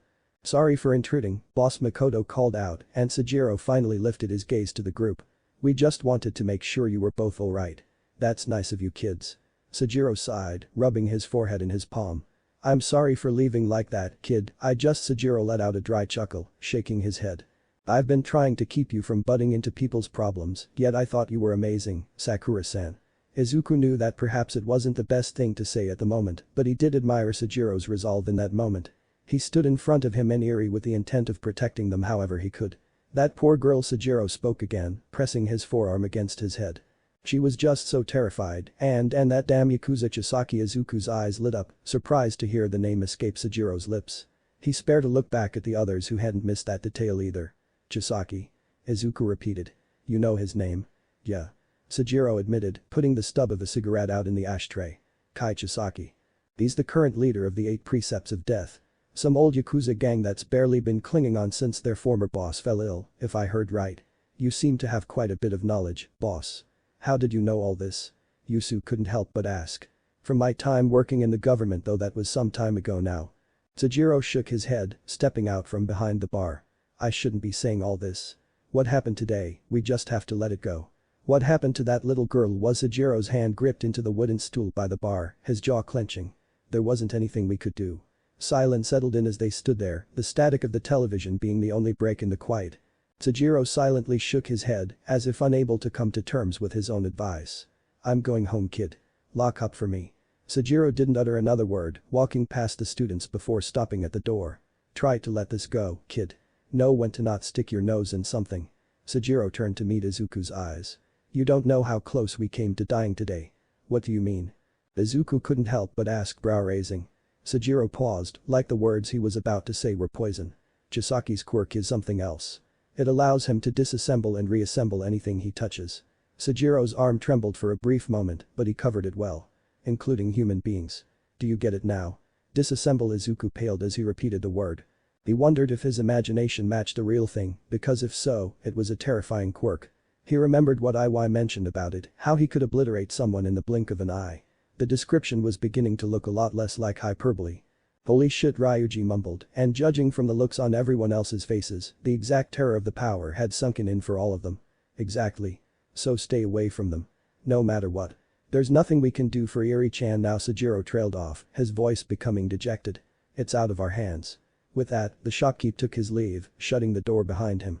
Boss was more upset than I thought he'd be. Anne was the first to speak, her voice dripping with concern. Izuku's eyes lingered on the door, unable to give any words of comfort or sympathy. Considering Sojiro knew Chisaki's quirk, he could understand why he felt so powerless. Izuku had at least been able to calm down, thanks to being surrounded by his friends, but it was hanging over Sojiro like a cloud. Even more reason we gotta take these assholes down. This is a job for the Phantom Thieves, all right. Ryuji spat, looking at the others. We were able to ascertain the name of their leader thanks to Boss, surprisingly. Yusuke pointed out. Now all we need is a place and the cognition. We'll have to go back to Asakusa, but we need to exercise caution. Makoto reminded them. The Yakuza won't take lightly to kids snooping around their base. If we're caught, the consequences will be dire. We have to do this. Izuku's fist tightened at his side. I feel your pain, Sakura-san. He looked back at the others, his brow knitting in determination. We'll stop them from producing the bullets. And we'll save Eri-chan. Ugh, how long was I asleep this time? A young girl with long orange hair sat up in her jumbled mess of a bed, the only dim lighting being from the many computer screens sitting on a desk against the opposite wall. She groggily rubbed the tiredness out of her eyes. She dragged her feet toward her monitors, quickly tapping the left mouse button and checking the edge of the screen for the time and date. 2 days, huh? That's not so bad. She plopped back into the ergonomic computer chair and pulled her feet up to the seat. She tugged on the table's edge to drag herself closer, beginning to type in her password login. I wonder what Sajiro's been up to. She accessed her remote camera and video logs, skimming through the previous day's events. She fast-forwarded through, having little interest in the loop of Sajiro serving coffee to his usuals and watching the new kid take off for the day. Ugh. Lame, same as usual, huh? Futaba. She quickly pressed pause, the hair of her neck standing on end when she heard Sajiro's voice at the door. Sajiro. You're home early. She called out, looking back at the door to make sure he wasn't walking in.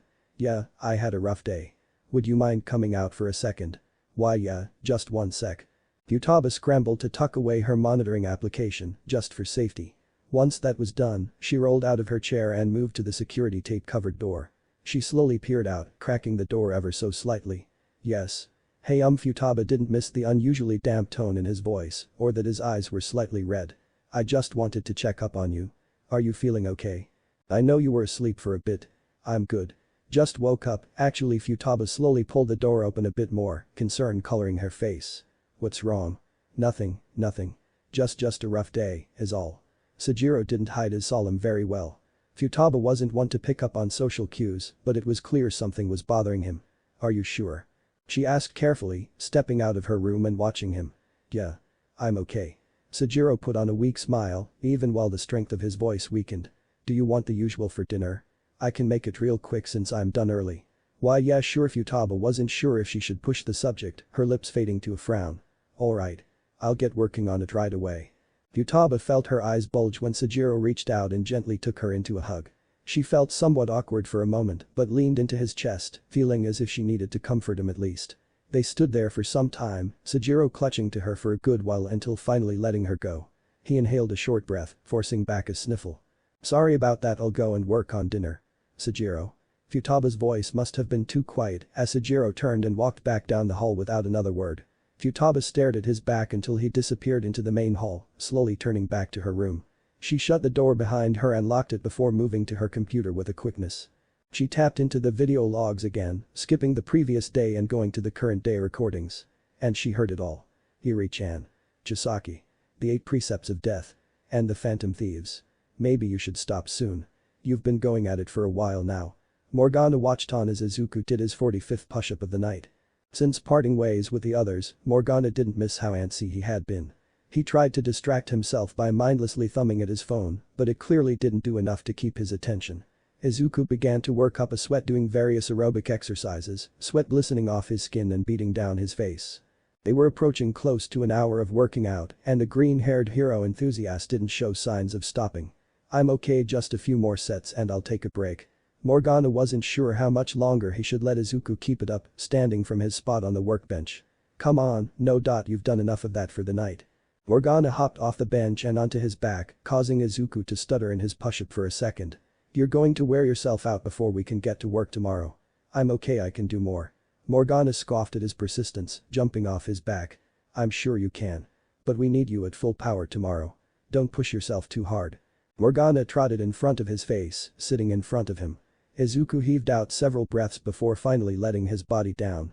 Okay. I'll stop. Morgana was thankful that Izuku could see reason when he needed to. Pushing himself so hard wouldn't help their progress if he overdid it. Sorry. It's okay. I know you're trying to get it out of your head, but you have to stop getting so caught up in it.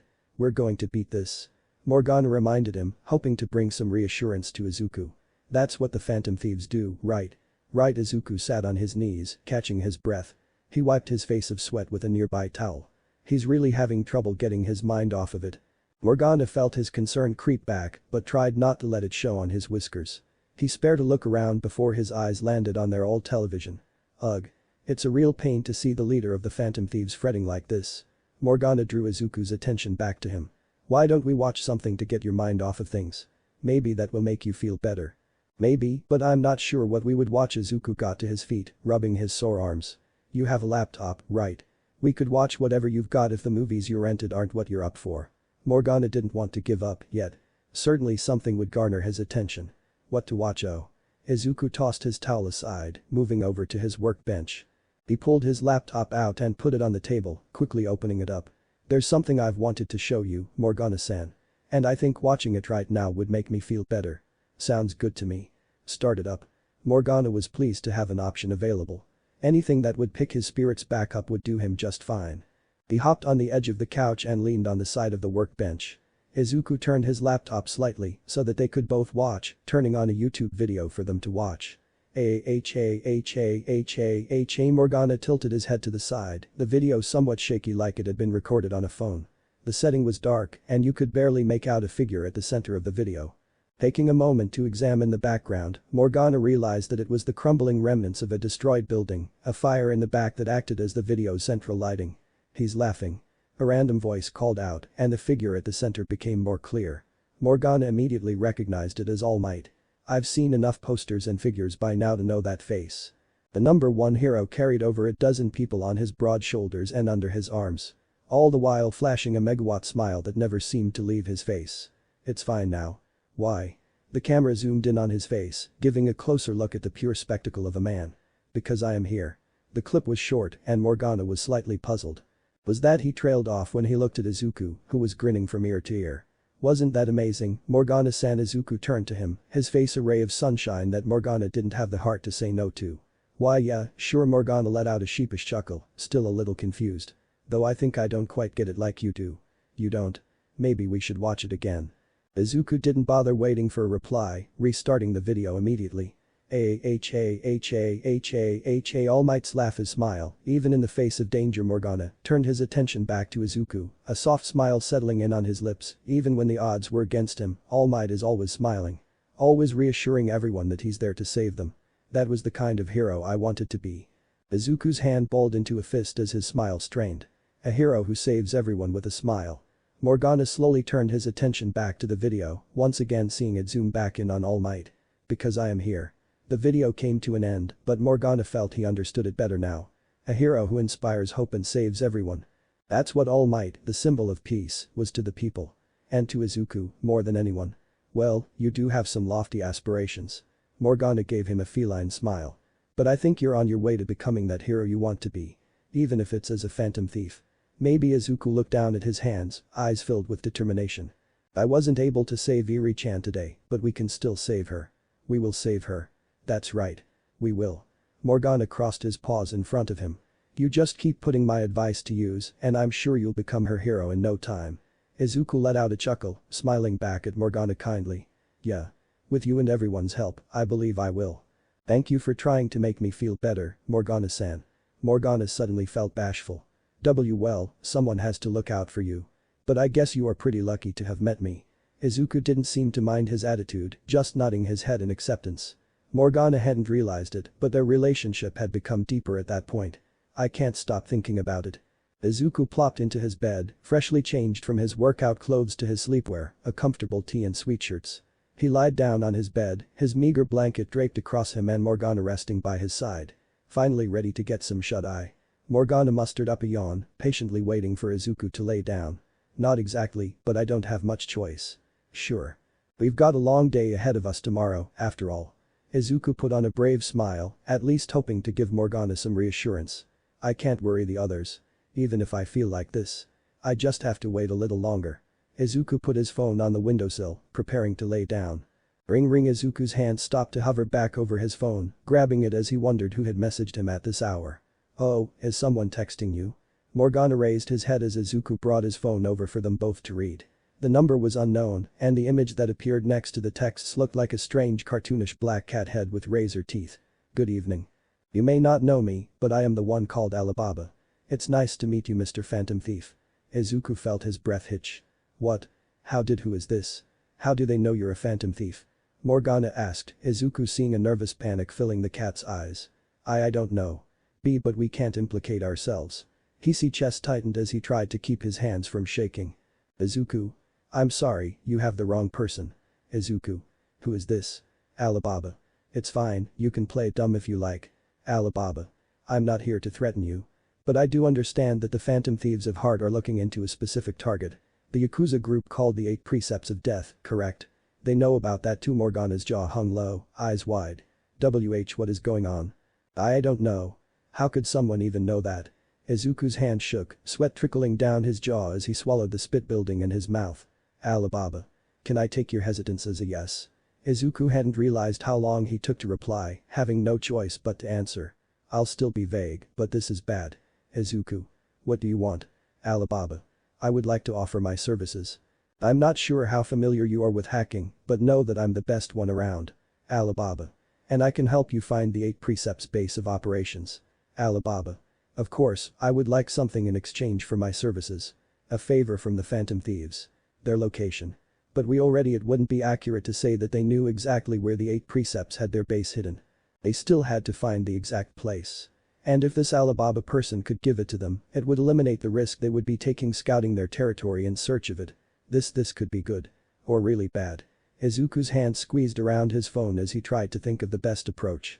But if it'll get us one step closer to finding out where Eri is being held. Eri's terrified face flashed before his eyes. Izuku. It depends on the favor. Wait, you're thinking about this? Izuku spared a sideways look at the cat, a hint of guilt immediately building up. It may be the safest option. Izuku answered honestly, eyes trailing back to the phone. Maybe, but Morgana was cut off when the phone chimed with Alibaba's answer. Alibaba. Now we're talking. Don't worry, I won't ask for something terrible. But for now, I'll hold back on telling you what. You have another target to worry about, after all. Alibaba. I'll reach out to you this time tomorrow night with the location. Speak with you then. Izuku. But wait, who are you? Before Izuku could hit enter, the listing suddenly erased itself from his phone. The entire message board itself had been deleted too. What? You can't message them back.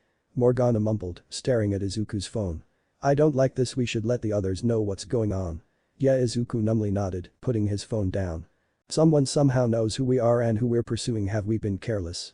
Maybe a little, but to know exactly what we're up to right now. I'm not so sure. Morgana bristled under his gaze, looking away and thought. Well, nothing to do now but wait and see what happens. Who knows how much this Alibaba knows or what they can actually do for us. Right, all we can do is wait. Izuku couldn't help but feel on edge, their fates now in the hands of the unknown hacker called Alibaba. I'd like to buy some medicine today, if that's okay. Takemi quirked a brow when she spied a guinea pig from behind the glass. His expression was unusually stern for one of his visits. She was used to the more trepid or nervous expressions he wore whenever visiting. Though on an off day, he might actually be smiling and moving with purpose. But today was clearly different. Alright. Let's head to the back then. Takemi stood from her seat, going through her side of the office to the examination room. Okay. Izuku soon followed, his voice low and firm. I can't do a medical trial today, though. I have some things I need to do and need to stay alert for them. That's fine. We can work on it next time. Takemi sat across from him, one leg over the other, as she handed him the list of medicines available to him. His eyes were laser-focused on the board, marking things quickly. She only noticed it recently, but when he got deep into thought, he would pinch the front part of his bottom lip. A strange habit in her mind, but one she found strangely unique to the boy. Still, while she was a little interested in his sudden seriousness, she could feel a small amount of concern. Perhaps we've been spending more time together than I thought. Alright, all of these will do for today. Izuku handed back the board and she took a brief look. It was the usual stuff with a few extra additions, things she had added to the list after his last visit. Looks like his studies are going to be a little more difficult, Takemi never viewed Izuku as someone that might be getting involved in shady business. But she did wonder just what the truth was behind his side of the deal. Though, she knew better than to ask. It wasn't part of their deal, after all. Though she had unloaded a bit of her own issues onto him. Perhaps she should use that as ammo for getting a little info. Perhaps another time. He looks too serious. Okay, then. Takemi opened a drawer containing the medicines listed. She set it all aside in a box in case he made these visits and was often prepared. She handed them over one by one and Izuku was quick to stuff them in his bag. Thank you, Takemi-sensei. He zipped up his bag, slinging it back over his shoulder before standing up. I'll be back soon enough for another trial, I promise. I'll be waiting. Takemi stood with him, picking up her clipboard. Watching him for a moment longer, she felt compelled to ask, is everything okay, guinea pig? Takemi bit the inside of her cheek. She wasn't sure what made her ask that. Perhaps I'm getting soft on this kid. Huh? Izuku turned back, eyes wide for a moment. His gaze drifted away and Takemi didn't miss the twitch of his fingers around his bag strap. "Oh, it's nothing. I'm okay." Takemi nearly scoffed. Something was clearly up. But she knew better than to pry more than needed. "If you say so. Take care and make sure you're in good shape for your next visit." "Alright." Izuku's voice cut short as he opened the door. Takemi raised a brow at his hesitance. "Oh, you have patience, Takemi-sensei." "Oh." Takemi walked through the patient entrance, seeing a man and a young girl of about 8 standing at the front entrance of the clinic. "Ah, good day. Can I help you?" "Yes, please. I'd like you to see my daughter if that's alright." The man walked his daughter over to one of the guest seats, allowing her to sit. Takemi didn't miss that she was clutching at her stomach, visible pain on her face. "Okay. But why bring her here? Aren't you under the care of a hospital?" Takemi tilted her head to the side. She could see Izuku in the corner of her eye. His previous sternness had fallen away in favor of concern as he looked at the young girl. Takemi tried to ignore it. "I've heard rumors about this place. I'd like for you to examine her instead." The man's voice was calm with a hint of fragility behind his tone. "They diagnosed her with bronchitis, but the medicine they've been giving her hasn't done anything. She's had a persistent fever that won't go away and is losing weight because she's not hungry." Takemi's brow creased, feeling her own concerns start to set in. A young girl losing weight is not good. "You should go to a bigger hospital. I can't provide a thorough examination here." Takemi-sensei, she did her best to ignore the guinea pig's pleading voice next to her. "Not now. This is above me." At least, that's the excuse she would tell herself. "But we've been going to a bigger hospital. A university hospital in East Shinjuku." Takemi felt her interest immediately swept up. "They just keep telling us it's persistent bronchitis. University in East Shinjuku, huh?" Takemi had an easy guess as to which one he spoke of. Not a lot of university hospitals in that area, after all. The doctor there performs exams like he's on a factory line. "I think he's famous or something. But still, it's done too little for my daughter." The man was obviously at the end of his rope and Takemi could see why with how the girl was wincing in pain. "Still, what can I even do?" Doubt wormed its way into her thoughts. She cast her gaze aside, unable to look the man in the eyes. "Still, I'm just a general practitioner out in the sticks. I don't even have any staff." She wouldn't really count Izuku as staff considering his special circumstances at the clinic. "Please, wait." Takemi took a step back when he took a desperate step forward, his voice shaky and desperate. "I'll pay you, please. I've heard you produce medicine that only can be bought here." Hold on." Takemi wasn't used to patients being so abrasive. She felt for the man, really, but what could she cough? Takemi drew her gaze to the young girl, her wheezing cutting at a part of her heart. It didn't help when, to add to it, her guinea pig kneeled next to her, his expression completely taken over with concern. "Are you okay? What's wrong?" "My chest really hurts," she whimpered out, the young girl clutching at her chest now. Takemi bit the corner of her cheek, her heart becoming conflicted. I can't give her a proper look. I don't have the tools and I could make it war. Don't worry. Takemi-sensei is a great doctor." Takemi's eyes snapped to Izuku, his expression kind. "She'll be able to help you." "Wahey." Takemi stumbled over her words. "What does he think he's doing?" Dr. Takemi drew her gaze back up to the father, his voice pleading. Takemi spared a look back at the girl, the pain in her face reminding her of another young girl that pleaded for her help. And she couldn't take it anymore. "Fine." She sighed, pinching the bridge of her nose. "He's going to pay for this when I'm done." Takemi shot Izuku a not-so-subtle glance of annoyance. She was pleased to see he got the message when he cast his gaze away in shame, but it was quickly erased when he looked at her sudden new patient with that same concern. "Don't think that I'll forget later just because you're playing nice." Takemi wouldn't admit it, but as irritated as she was thankful. "How's your vision? Is it blurry? How about your throat?" Takemi asked as she gave the girl a close inspection, tilting her head up so she could get a better look. No signs of swelling. She looked back at the father. "Are you sure you've told me everything about the symptoms and treatments tried so far?" "Yes, I'm sure." The thought suddenly occurred to Takemi. These symptoms could be. She stood from her spot and drew out her cell phone. "Hello, Uehara-san. Is Dr. Schweitzer there? There's something I'd like to ask him about from last month's medical journal." It wasn't long until Schweitzer was put on for her. She had him read back the findings from last month and the pieces began to fall into place. "Alright, thank you." She hung up and stashed her phone away. "Alright then. Some of the medicine we have in stock should do. Let's go to the examination room." She turned back to Izuku, fixing him with a look. "There's a shelf by the reception desk. Bring me the contents from the second drawer below. I'll need your help to administer the medicine." Izuku opened his mouth to complain, she imagined, but he instead put on a determined face. "Alright. Anything else?" Grab the beaker with the red label from the fridge, a wash basin, a towel and a measuring spoon. Takemi gave him a firm glare. Well. What are you waiting for, get moving. Alright. He turned around without another word, going through the patient door. Takemi wanted to frown a bit, but she felt a small smirk play at the edge of her lips. Damn kid. At least get a little nervous. She soon led them back into the examination room. Izuku brought everything as asked, and she mixed together the medicine needed for the young girl. Once administered, it was only a few moments until her symptoms began to fade. The young girl was able to sit up straight and was no longer in visible pain. Amazing. I didn't think she would recover so quickly. Her father exclaimed, clearly in awe. What she had was a rare strain of infectious disease. It can't be detected by conventional exams. Takemi broke it down for them, sitting up in her chair. What I've done is temporarily suppress the symptoms. I'll make adjustments to her medicine as her condition improves. Feeling a little put out by the entire endeavor, Takemi put on a plastic smile. Alright. The day's administration will cost 1 million yen. She felt pleased more by Izuku's reaction than the father's. Perhaps don't get me involved when I don't want to, guinea pig. That's outrageous. You're completely taking advantage of. Takemi was expecting that kind of response, at least.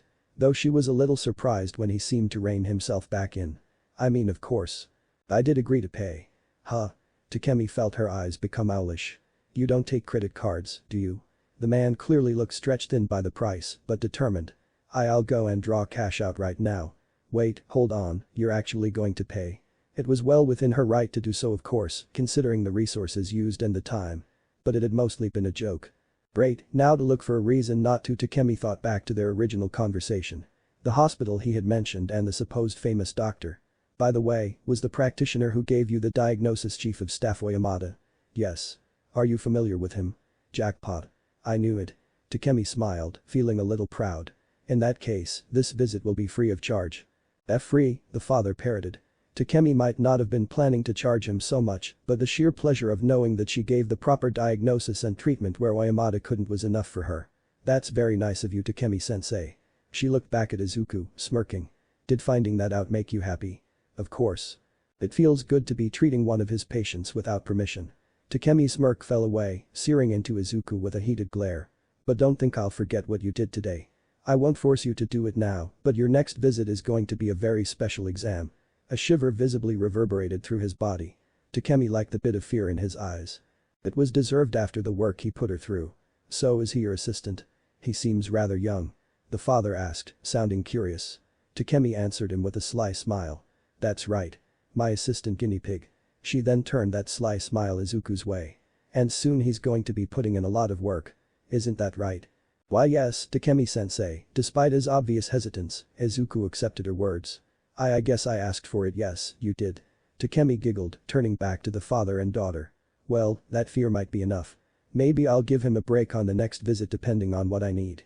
She didn't realize it, but despite the fear Izuku felt, their relationship had become a bit closer. Ryuji. Did Alibaba text you back yet, Anne?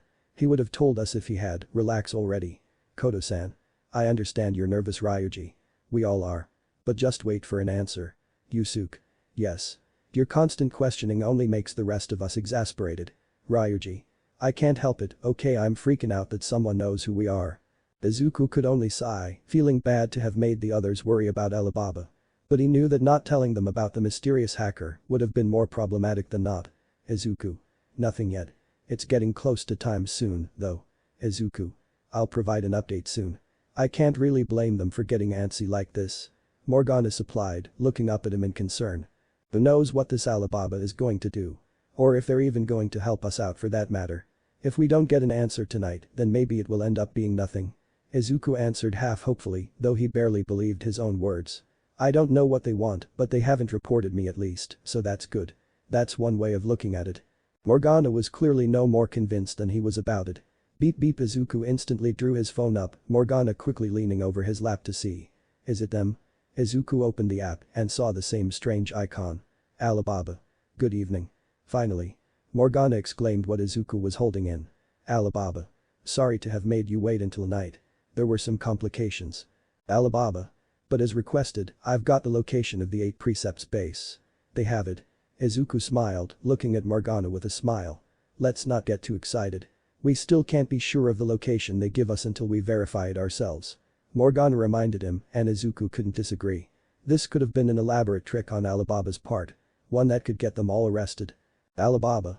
Before I give this to you, I want to remind you that it's not for free. Alibaba. Once you've dealt with them and the news makes it known, I'll be getting in contact again about my request. Alibaba. Don't forget that I know who you are. If you try to weasel out of this deal, I can give your info to the police. Izuku paled at their words. He had been afraid that would be the direction this would go. But for now, saving Eri took priority over personal concerns. Izuku. I understand. We won't forget. Alibaba. Good. I'll text you the ping for the location. The rest is up to you, Phantom Thief. A separate text was sent to Izuku, one he opened up to display a pinned location on his map app. Alright. We've got our location. Izuku held his phone out to Morgana. Looks like it's a little deeper into Asakusa than we suspected.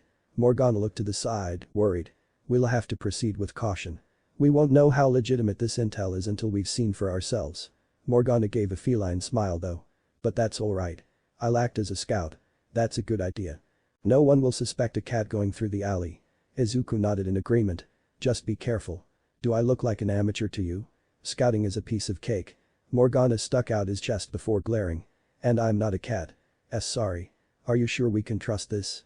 Ryuji scratched his head, he and the others now gathered in Asakusa for their stakeout. They sat at the outside table of a cafe close by the pinned location on the map. Not entirely. We still don't know anything about Alibaba.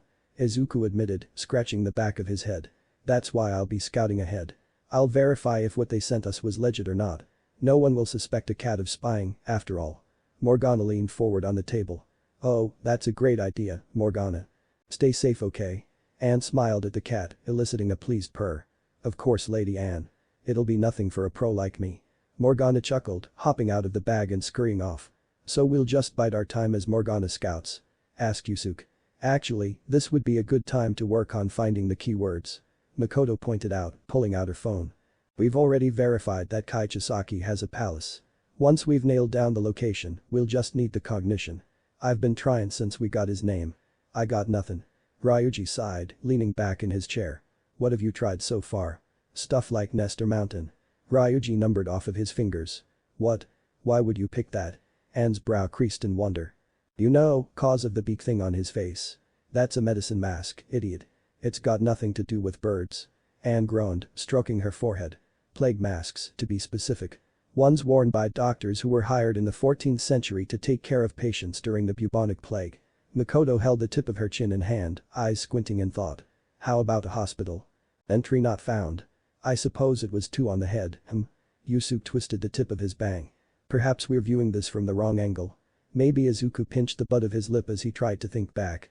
The medicine masks could be for anything, maybe even just as a symbol of his clan. But he said something to us before Lemillion showed up, what exactly did he say? Something about a sickness that infected us. Izuku felt a wave of dread come over him as he remembered his desolate gaze. And said it was disgusting. What the hell's that supposed to mean? Ryuji clicked his tongue, frowning. Do you think it has something to do with them trying to protect his daughter? Anne swallowed the spit in her mouth. Perhaps, but if so, he truly is a twisted man. A shadow passed over Yusuke's face. Just what kind of person is our target? A sickness, Makoto mumbled, her brow creased in concern. If he views people like Izuku as a sickness, people who would stand up for a little girl, whatcha mumbling about? Ryuji asked, tilting his head in question. Maybe, what he views as a sickness is heroics. I mean, he is creating a bullet that disables quirks. And it wouldn't be far off the mark to say that you stop most heroics when you stop quirks. Makoto theorized, her expression becoming concerned. If that's the case, then we might have a hint at what his cognition could be. The mask is more than just a prop. But we already tried hospital. Where else would you make a cure for a sickness? Anne asked, unsure. Well, usually medicine is made in a research facility or a laboratory, entry found. Everyone sprang up at the same time, jaws dropping. Izuku's guess had paid off. Oh, hell yeah. Good going, leader. Ryuji slapped his shoulder. I just got lucky, Izuku answered with a sheepish smile, turning to Makoto. Well, we have that done, at least. All we can do now is wait for Morgana. Think he's okay? I'm sure that the Yakuza wouldn't attack a cat, but you never know, Anne mumbled, peeking her head past the others to see if he had come out of the alleyway. He's fine. Don't worry so much. Ryuji was far more relaxed, slouching back into his chair with his legs spread. Let's just chill till he gets back. I was thinking of getting some of the jasmine tea from the cafe. It seems like the appropriate drink to calm my nerves before the heist. Yusuke gave a hopeful smile as he picked up the menu they had been given. You guys are a little too lax right now, Makoto sighed, her eyes drifting to Izuku. He was more focused on the alleyway that Morgana had disappeared into, his left hand digging into the fabric of his jeans. And you're a little too eager. Are you okay? Huh? Izuku looked at Makoto, cheeks reddening at having been caught. Why yeah, sorry, I just think that the sooner we do this, the better. Perhaps you should join us and partake in some tea or snacks. It might help you relax before we enter the palace, Yusuke suggested as the waitress came by. Maybe you guys should tighten up a bit instead. Anne sighed before her eyes lit up as they landed on the menu. Oh, they have crepes here, I haven't had one in so long. Careful, Anne. Calories. Ryuji grinned teasingly, the twin-tailed blonde answering him with a shove of his shoulder. Shut up. We're going into the palace, so I'll work it off. And now we've lost Anne. Makoto sighed, turning a small smile to Izuku. What prestigious heroes of justice the Phantom Thieves are, huh? Izuku felt a smile tug at his lips, giving a short nod in return. Yeah. They're great, aren't they? I'm back. Izuku drew his gaze up from the others, smiling to see Morgana scampering up to their table. I hope you all weren't too worried about me. Hey, why are you all snacking? Izuku sheepishly looked down at the donut he'd purchased while he waited. We were just trying to relax before we go in. Yeah, dude. Plus you took forever. Ryuji chewed on the final bites of his own donut as he spoke. Glad to see you back. Izuku realized just how bad they really looked when Anne answered with a mouthful of strawberries, whipped cream, and chocolate. I am now fully fueled to enter the palace. Yusuke was as clueless as the others, and it only added to Izuku's guilt. You guys are unbelievable. Morgana's pointed glare at Izuku and Makoto made them both wince. I expected better from you, at least. We needed to calm down, too. Makoto defended, Izuku seeing her not so stealthily set her croissant down. Anyway, how did it look? Are we in the clear? Morgana grumbled for a moment before sighing. Yes. The info we got was good. I found the base and saw a couple of Yakuza types standing guard. So Alibaba really told us the truth. Izuku slightly turned to Ryuji, who sat up with more attention. Looks like we're really gonna owe that guy a favor. Well, we did find the place without having to snoop around too much. I guess it's the least we can do. Anne shrugged, though Izuku saw some concern. Still, who knows what they're going to ask for, we'll set aside that discussion for now. Our main focus will be making our way into Chisaki's palace. Yusuke advised, and Izuku couldn't disagree. Yeah. We have to stay focused on the enemy in front of us. We'll stop the 8 precepts from producing those bullets and get Iri-chan away from him. Izuku declared, standing from his seat as he felt his resolve strengthen. Wait. There's one more thing, Izuku turned back to Morgana, a minor look of concern on his face. I'm sure you'll want to do this as quickly as possible, but I think you should know. When I was doing reconnaissance of the area, I got close enough to eavesdrop on the Yakuza. They had been whispering to themselves, so I thought it might be useful. From the sound of it, they're preparing to move out in 3 weeks' time. Wait, move, why? Anne voiced the concern Izuku suddenly felt. I'm not sure. They were pretty low-level grunts, so I imagine they weren't told. But if I had to guess, it was because of that run-in with the hero. Izuku felt his lips tighten into a thin line, swallowing a lump in his throat. Shit. Will that mean the palace will move? Asked Ryuji this time. Yes. The location of his cognition will change, and if we don't deal with it before they leave, we may lose our chance to take his treasure. Morgana confirmed for them. All the more reason for us to act now. Makoto stood by Izuku, giving him a reassuring look. 3 weeks should be enough time, but I doubt any of us want to wait that long. Right. Let's get going. Remember, we can't be seen. We'll use one of the nearby alleys to take us into the metaverse to avoid detection. Izuku told the others, looking down at Morgana. Did they have people patrolling around? No, I think they know that would be too suspicious. They're just keeping an eye on the gate. Morgana informed them. Follow me. I found us a way in. Izuku trailed after the cat, shortly followed by the others. Izuku began to understand why Morgana took some time, the group weaving between several alleys. We're not far now. Let's approach quietly. Morgana's pace slowed, the other thieves quickly matching it. As they approached the end of the alley, Morgana came to a stop and signaled them to do the same. Here should be good. You guys can take a peek, we should be out of guard sight. Morgana informed them, sticking his neck out to peek around the corner. The others slowly did the same and got a look for themselves. Izuku wasn't sure what he was expecting, but what he saw was far more tame than he was expecting. It was a collection of old-looking snow-white business buildings, surrounded by a tall brick wall of the same color. At the center of the wall was an old-fashioned steel gate with a tile awning. 2 men dressed in obnoxiously colorful suits stood at each end of the gate, both distractedly talking amongst themselves. Kinda figured it'd be more old-fashioned. Ryuji whispered from above Izuku's head. The aesthetic is rather bland, but I'm guessing that was the intent. Yusuke sounded minorly disappointed. It only makes sense. If you're part of a crime family, especially in this day and age, you don't want to have something that draws attention. If it weren't for the guards, I'd be hard-pressed to call this a Yakuza business. Izuku found himself in agreement with Makoto on that end. So what now? We're going to enter from here, right? Anne asked as they all drew away from the wall. Yeah. But now we have to identify the location. Izuku pulled his phone out, opening the metanav. Will base work? Entry not found. Crap. What the hell would the Yakuza call it if not a base? Ryuji muttered his frustration. Perhaps an office. Yusuke attempted, only to receive the same answer. Considering the collection of buildings, Makoto stroked her chin. How about a compound? Location found.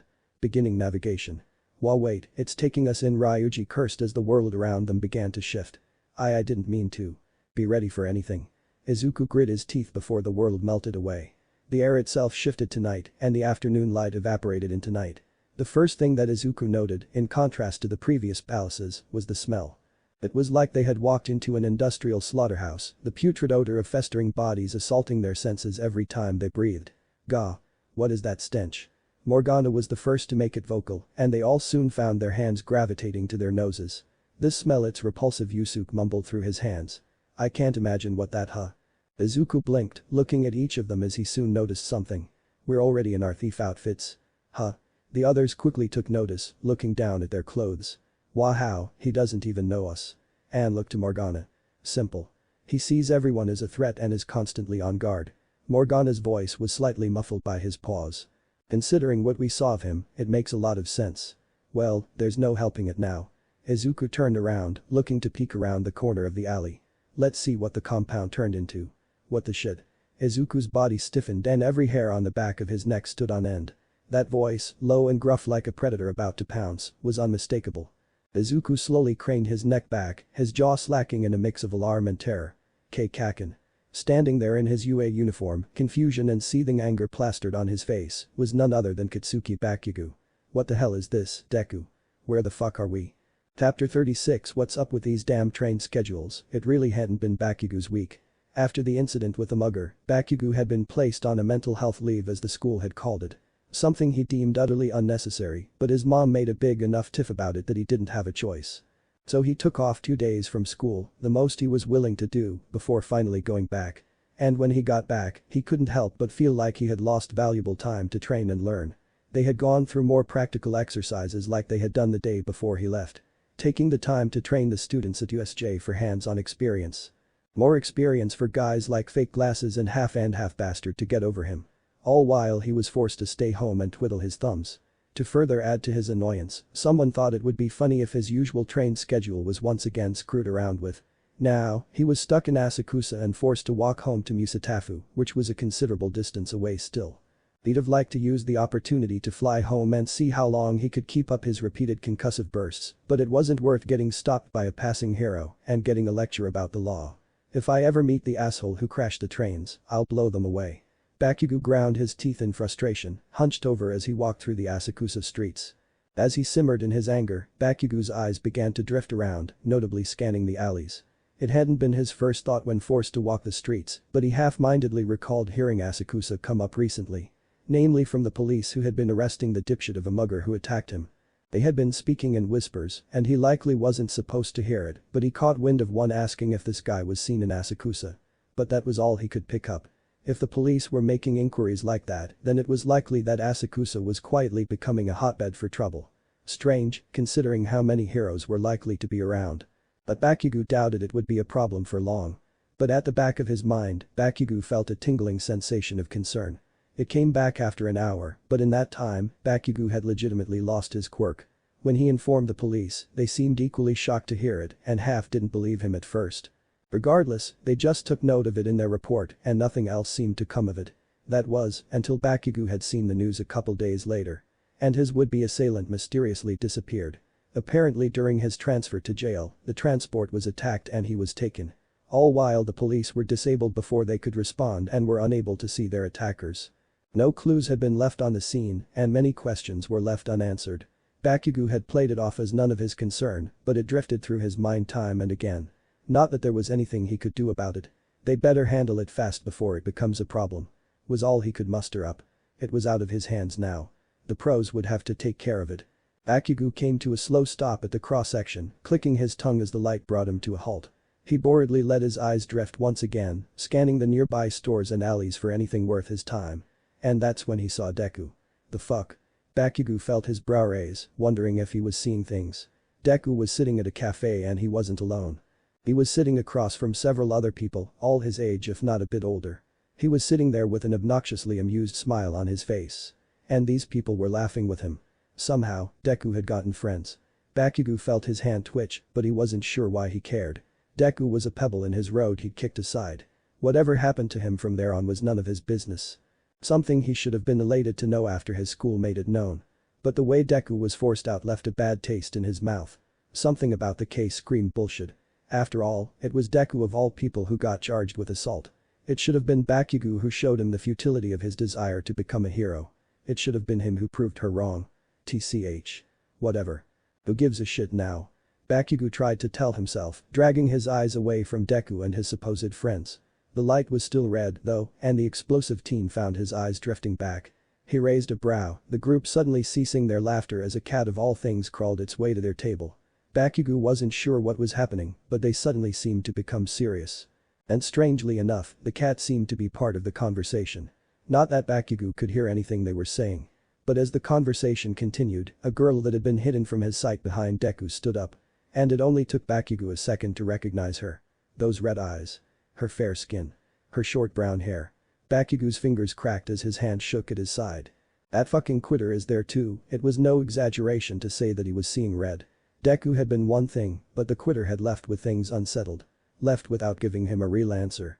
And the sight of her just pissed him off. He turned to the next intersection, fully intent on ruining whatever fun time the group was having. Bakugo never intended to see her again, but here she was and he was planning to give her a few choice words. He had to wait for the light to turn green, but he could still see them from across the street. Strangely enough, they all got up together and began to follow the cat into a nearby alley, but Bakugo frankly didn't give a shit. Oh no, you're not getting away that easily. Bakugo stomped across the street the moment the light turned over. He had half a mind to propel himself forward, but he couldn't afford to get reported for misconduct now that he was at UA. He had enough self-control to avoid creating more problems for himself.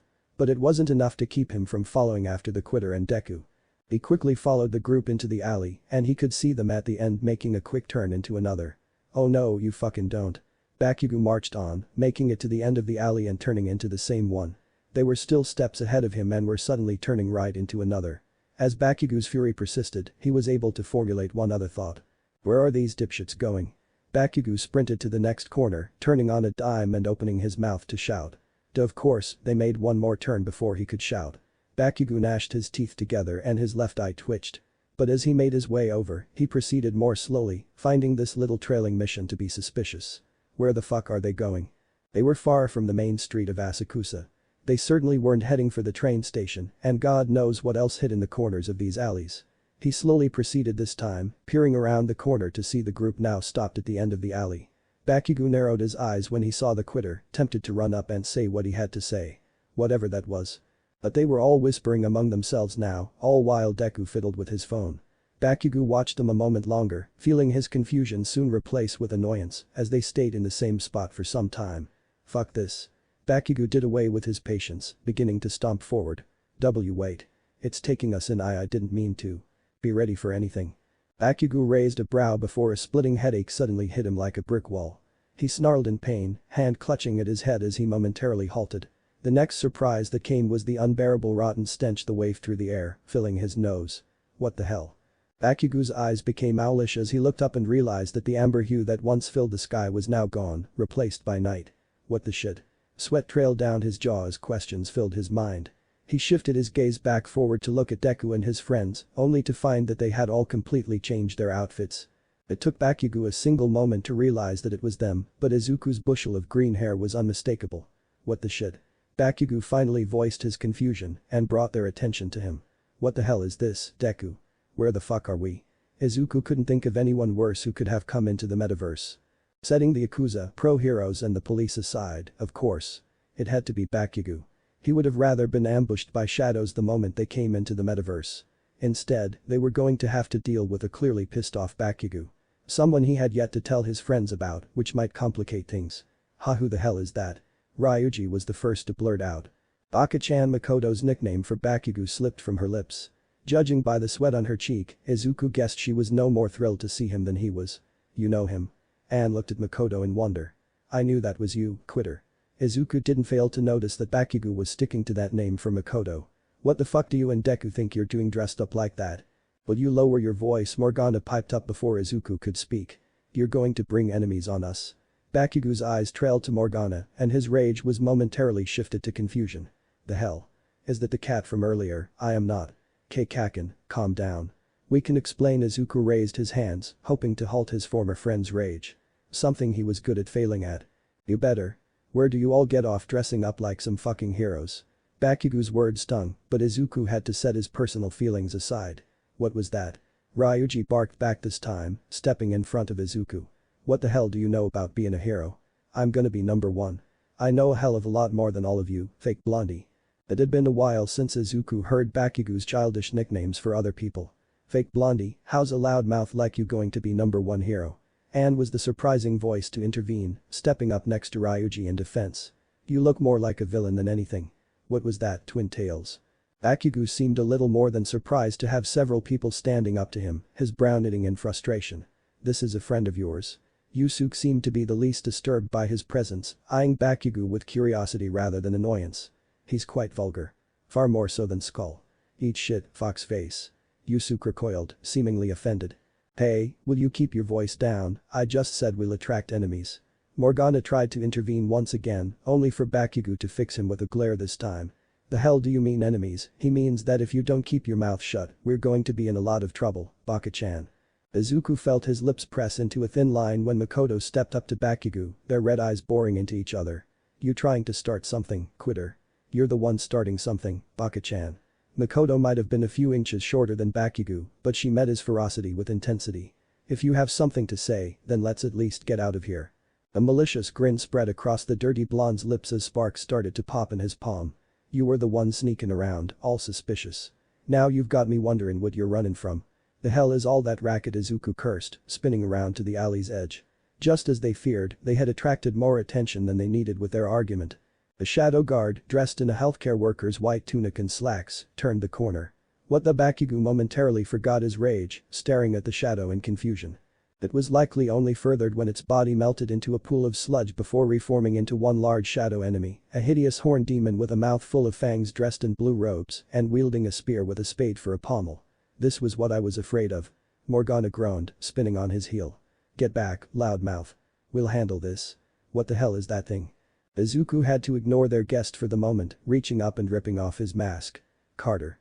His persona burst out from blue flames, towering above and slamming its fist into the shadow's jaw. It merely growled, quickly retaliating with a swing of its dual blade. Izuku willed his persona to back off, soon seeing Captain Kidd launch a blast of lightning into the demon. It's resistant to physical damage. Use magic. Izuku pointed out, drawing out his collapsible staff. Try to disable it with ailments. Makoto advised, revving Johanna as she prepared to charge forward. Takan wasn't allowed to unleash her flames as the shadow struck the ground with great force. A powerful wave hit them like a wall, staggering them for a moment with its pure force. This shadow is strong. Izuku grit his teeth as he spared a look back.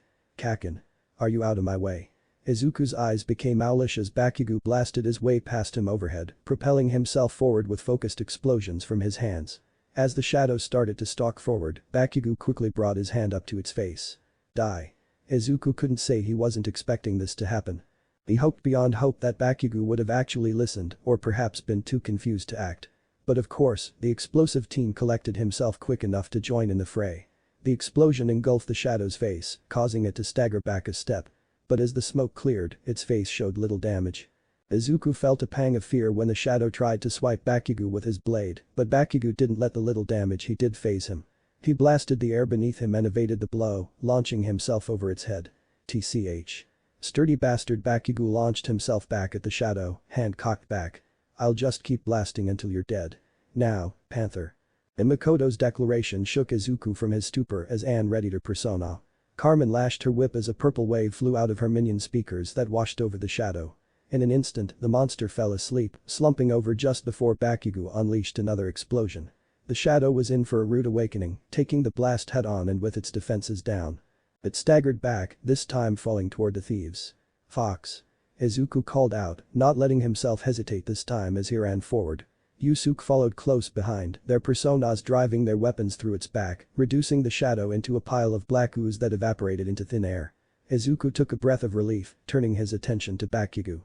"Are you alright, Kak, who asked for your help?" Izuku took a step back as he was met with hostility, as per usual. "I had it under control. A thank you would be nice." Anne scoffed at his attitude. "You were barely doing anything until I put it to sleep." "What was that?" "That's enough." Makoto finally decided to take charge, stepping up to Bakugo. "In case you didn't notice, we're not in a safe place. We need to get going before you attract more trouble. You're the last one to tell me what to do, quitter." Bakugo snarled back, looking to resume their previous stare-down. "She's right. The shadows know we're here. And if you want answers, you're going to have to come with us." Morgana added, narrowing his eyes up at Bakugo. "TCH." Bakugo clicked his tongue, shoving past Makoto and the others. Izuku let out a breath he didn't realize he was holding, looking around at the others in concern. "This is going to be a problem." Morgana rubbed behind his right ear. "I guess we'll have to save reconnaissance for another day." Yeah, Izuku already felt a migraine forming, having no idea how this discussion with Bakugo was looking to play out. "It can't be helped. Please wait for us a little longer, Iri-chan." The discussion with Bakugo about the metaverse had been an uncomfortable one for all involved. He was constantly shooting glares and snide remarks Makoto's way with the occasional insult toward Izuku whenever he tried to calm things down. But his confusion and curiosity seemed to win out in the end as he listened with a small bit of awe at hearing just what he saw. "Well, I believe that's the metaverse covered." Morgana put on a little feline smile, crossing his paws at Bakugo. "Having trouble understanding? I hope your brain didn't fry." "Huh?" Bakugo's eye twitched as he looked at Morgana in annoyance. "The hell's that supposed to mean?" "Well, you know, just from what we saw, we kinda figured the only thing going through your head was a bunch of screamin' or something." Ryuji gave a taunting grin, nudging the cat as they both chuckled. "You can both eat shit. Any moron could understand all that." Bakugo snapped, eyes narrowed. "Basically that world is made up of people's cognition, and that specific place was created by someone whose cognition is warped as hell." "Right." Morgana and Ryuji's jaws dropped. He got it already, as painful as it is to admit, Baka-chan isn't dumb. Makoto tried to avoid what compliments she could give. "He's actually always been just ahead of me academically too." Izuku rubbed the back of his head sheepishly. "This loudmouth jerk is smart," Anne blurted in annoyance, shooting Bakugo a disbelieving look. "That's so unfair. Cry me a river." Bakugo then snapped his gaze over to Makoto. "And you. Stop calling me that, quitter. Then stop calling me quitter, Baka-chan." Makoto stepped forward, her eyes locked with his. Why would I do that?" He took another step forward with a swagger in his step and a sneer on his face. "I'm just calling you what you are." It seems that he's rather brazen even when he's calm. Yusuke stroked his chin, turning to Izuku. "Are you sure this man is your friend?" Well. Izuku sheepishly stroked his arm, unsure how to answer. "Can we please get back on track?" asked Anne. "We're not getting anywhere like this." Makoto and Bakugo backed off, but their gazes remained fixed on each other like boxers about to square off. "Alright then. Tell me." Bakugo shifted his scathing gaze over to the rest of them. "What were you all doing in that place? And why the hell were you all dressed up like that?" That took a moment for everyone to answer, each looking at the other before ultimately looking at Izuku. He was reluctant, but he knew that there was no way to avoid answering it at this point. "We were going to change the cognition of someone in that world. A Yakuza boss named Kaichisaki." Izuku explained, Bakugo shifting his gaze to him and hiding little of his malice.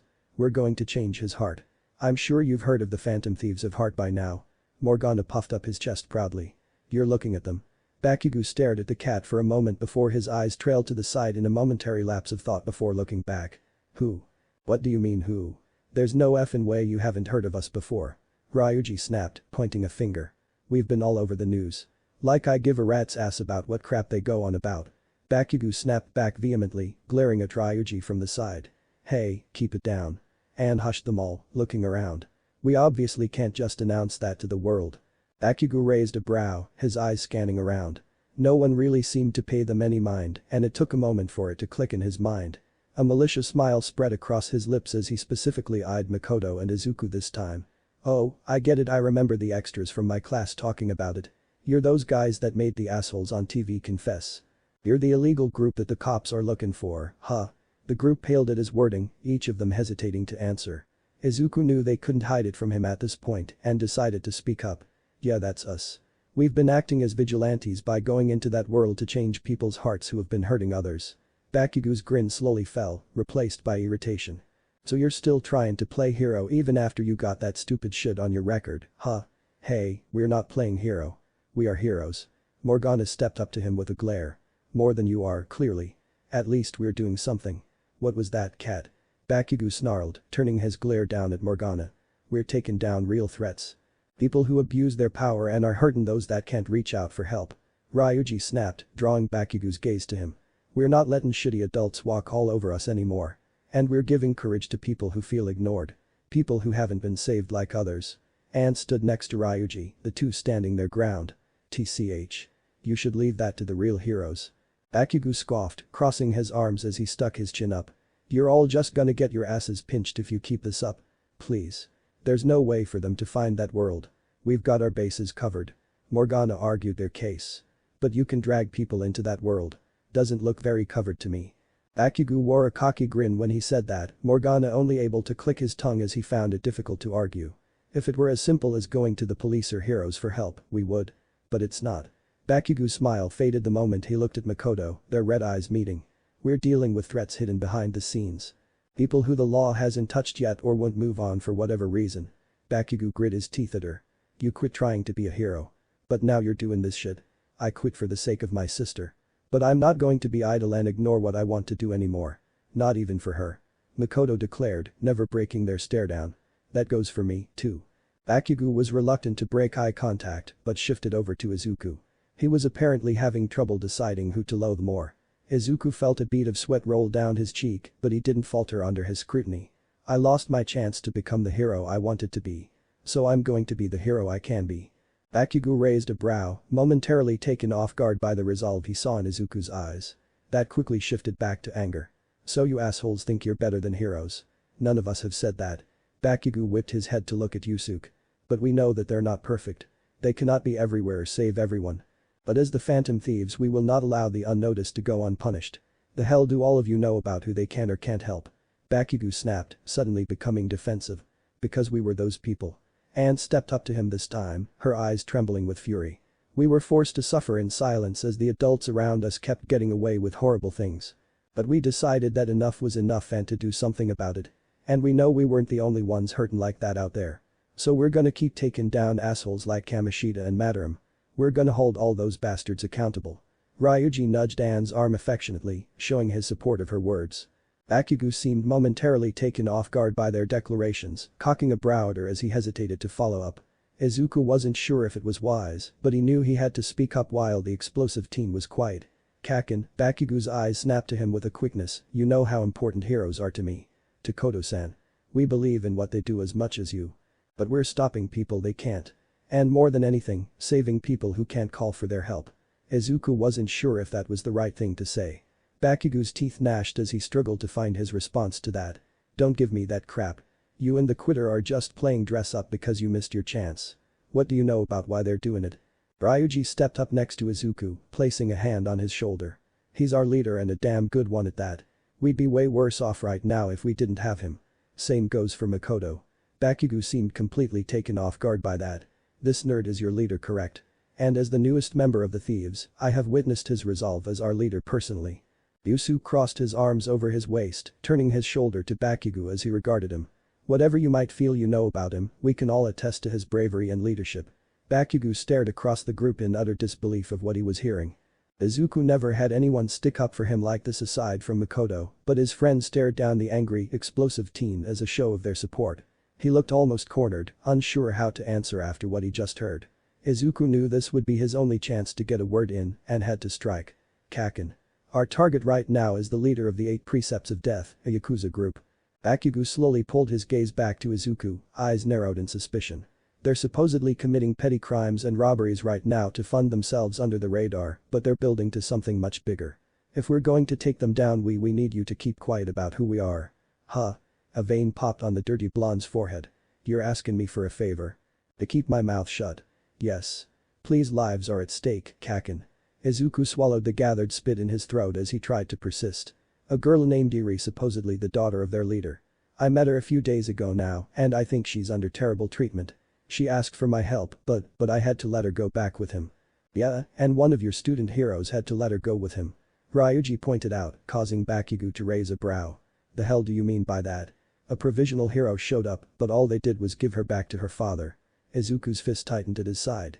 He said that it wasn't the end of it but all I know is that terrified girl was going back to that monster. And he handed her right back to him. Couple that with their group being the likely culprit behind these quirk-erasing bullets we've come upon and you have the perfect target for the Phantom Thieves. We'll do what the heroes hesitate to do. Morgana puffed his chest out as he hopped on the table next to everyone. But Bakugo's attention seemed more taken by what Morgana said. Quirk-erasing bullets. Those assholes are behind them. You know about them? Makoto asked despite the glare he shot her way the moment she spoke. TCH. It doesn't matter. Bakugo huffed, gritting his teeth and turning his back to them all. If you losers want to keep playing hero, I don't give a shit. I'll just have to show you all up when I become #1 hero. But as relief started to come over the thieves, Bakugo turned a malicious smile back at them. One specifically aimed at Makoto. But, don't think I'll keep my mouth shut for free. Izuku felt his stomach churn, afraid to hear what Bakugo had in mind. Okay, what do you want? Yeah, what the heck can we even give you? Ryuji scratched his head, looking at the others. Not like we're rolling in cash. I don't want your money. Bakugo snapped before raising a hand and pointing a finger directly at Makoto. I want to fight her. One-on-one. Makoto's eyes became owlish for a moment before her brow furrowed. I was wondering if it would come to that. But if that's what you want, I accept. Whoa, wait a sec, you're actually going to fight. Anne's head snapped between the two. Why would you guys even fight in the first place? We've got a score to settle. Stay out of it. Bakugo snapped at her, turning back to Makoto. I hope all this work as a phantom thief has kept your strength up, quitter. You have no idea. Makoto raised her hands and cracked her knuckles. So, are we doing this now? We'll have to find somewhere appropriate to do this. Don't want to get your squeaky clean record damaged, right? Hey, is this really okay? Ryuji asked, looking at Izuku. Ain't there some other way to convince him? And no, I don't think so, Izuku answered honestly, looking at the others as sweat beaded down his cheek. This goes a long way back with them. We don't have any other choice but to let them fight. Damn straight. You want me to keep my mouth shut, this is the price. Bakugo snarled as his hands shook with anticipation. But I can wait a day. Gotta find the perfect place for it or else I'll get shit. He looked at the others, scoffing at them. You extras don't need to be there, but if you want to see me thrash this quitter, I'd be happy to have an audience. Oh, we'll see just who's about to get thrashed, Bakuchin. Makoto stepped up to him, looking him dead in the eyes with fire burning in her gaze. Tomorrow, then. We'll have your stupid fight. Good. Bakugo grinned like a villain. We'll meet tomorrow at Shibuya Station. I know you losers go to the school near there. You better be ready to set the record straight, quitter. Bakugo and Makoto continued to stare the other down until he reached the end of the alleyway. They watched his back as he continued down the sidewalk, waiting for him to be out of earshot. What the hell, that guy is a total asshole. Ryuji blanched finally, looking at Makoto and Izuku. How the hell was that guy your pal? It's a long story. One we should probably talk about another time. Makoto sighed, pinching the bridge of her nose. Can we trust he'll keep his word and not inform the police? Yusuke asked, voicing his doubts. Kakin is a lot of things, but he's not a liar. Izuku said, scratching the back of his head as he looked at Makoto. Are you okay? I didn't think he would single you out like that. I'm okay. I guess it's just the price I have to pay after how I left you guys. Makoto rubbed her elbow, frowning. Still, if the only thing we need to do to keep him quiet is to fight him, I don't mind. He was pissing me off enough to make me want to fight him anyway. Well, you're definitely strong enough to handle anyone from what I've seen. Anne gave a half-amused giggle before frowning. Still, I guess we won't be diving into the palace just yet, huh? It doesn't seem like it. After all that happened, I think it's best if we wait until we have this sorted out before we go back in. Morgana suggested with a withered look. The last thing we need is to be distracted while we're on the job. Izuku frowned, frustration bubbling up in his stomach as they were set back by their trip up. But he knew Morgana was right. As he was, and likely the rest of the team, he wouldn't be able to stop thinking about what would happen with Bakugo. For now he would have to bear with their mistake. I guess we'll just go home for the day. Izuku relented, looking at the others. We'll meet again tomorrow before Kodo-san meets with Kakin. Damn it. Right when we were getting ready to take on a new palace, this shit happens. What the hell? Ryuji raked the back of his head in frustration. Forget it. There's nothing we can do about it now. Once we've dealt with this guy, we'll be back to work. Anne tried to encourage him, though she sounded equally frustrated. That does beg the question, would you prefer us to come and watch this duel or would you like to keep it private? Yusuke asked, turning to Makoto. This does seem like a personal vendetta he has against you rather than our team. It seems only right to ask for your permission. It's fine. You all should come. I think it's safer that way, since I'm planning to take him to Mementos for the duel. Makoto explained, looking around at them. We'll probably need you guys to act as lookouts for shadows while we hash things out. Why Mementos? That's kinda dangerous, ain't it? Asked Ryuji. We'll keep it at the first level. I just want to go somewhere we won't have to worry about police or bystanders. Well, I guess it's not the worst option. But remember that we have to keep track of time. Too long on a single floor and we'll have to worry about the Mementos guardian. Morgana reminded her, his expression grave. And trust me when I say that your friend will be the least of our problems if it shows up. Right. Izuku remembered Morgana's warning from before about it and had no desire to test that out anytime soon. Let's get going, then. No reason to stick around now. The group begrudgingly turned around, heading for the train station. As Izuku walked forward, Makoto fell in line next to him, a small frown on her lips. Can we talk, Midori? Izuku had an easy guess as to what this was about. He answered with a hesitant nod and the two soon broke off from the others. Makoto stirred her milkshake numbly, her and Midori having decided to relocate back to the diner in Shibuya. It had been a quiet trip back and Makoto struggled to open up like she wanted. She felt compelled to be the more mature of the two and didn't want to put her issues on him. Even though they had agreed some time ago to try and rely on the other when in need. Koto-san. Makoto drew her gaze up to Midori, somewhat glad to hear him speak up first. Are you okay with all this? What happened with Kaken today was no, I've been better, honestly. Makoto let her straw stick in her shake. I didn't think that a reunion with Baka-chan would turn out quite like that, that's for sure. You weren't kidding when you said he wasn't happy to hear we met again. Yeah, Kaken still hasn't let go of what happened. Midori lowered his head, eyes focused on the table. I didn't think he would go looking for a fight like this, though. It doesn't surprise me. I did leave on a win, after all. Makoto tried to make light of their last fight, but the levity faded quickly as she frowned. And hearing him call me a quitter, it stung quite a bit. It wasn't your fault, though. After what happened to your father, Midori hesitated to continue, looking at a loss for words.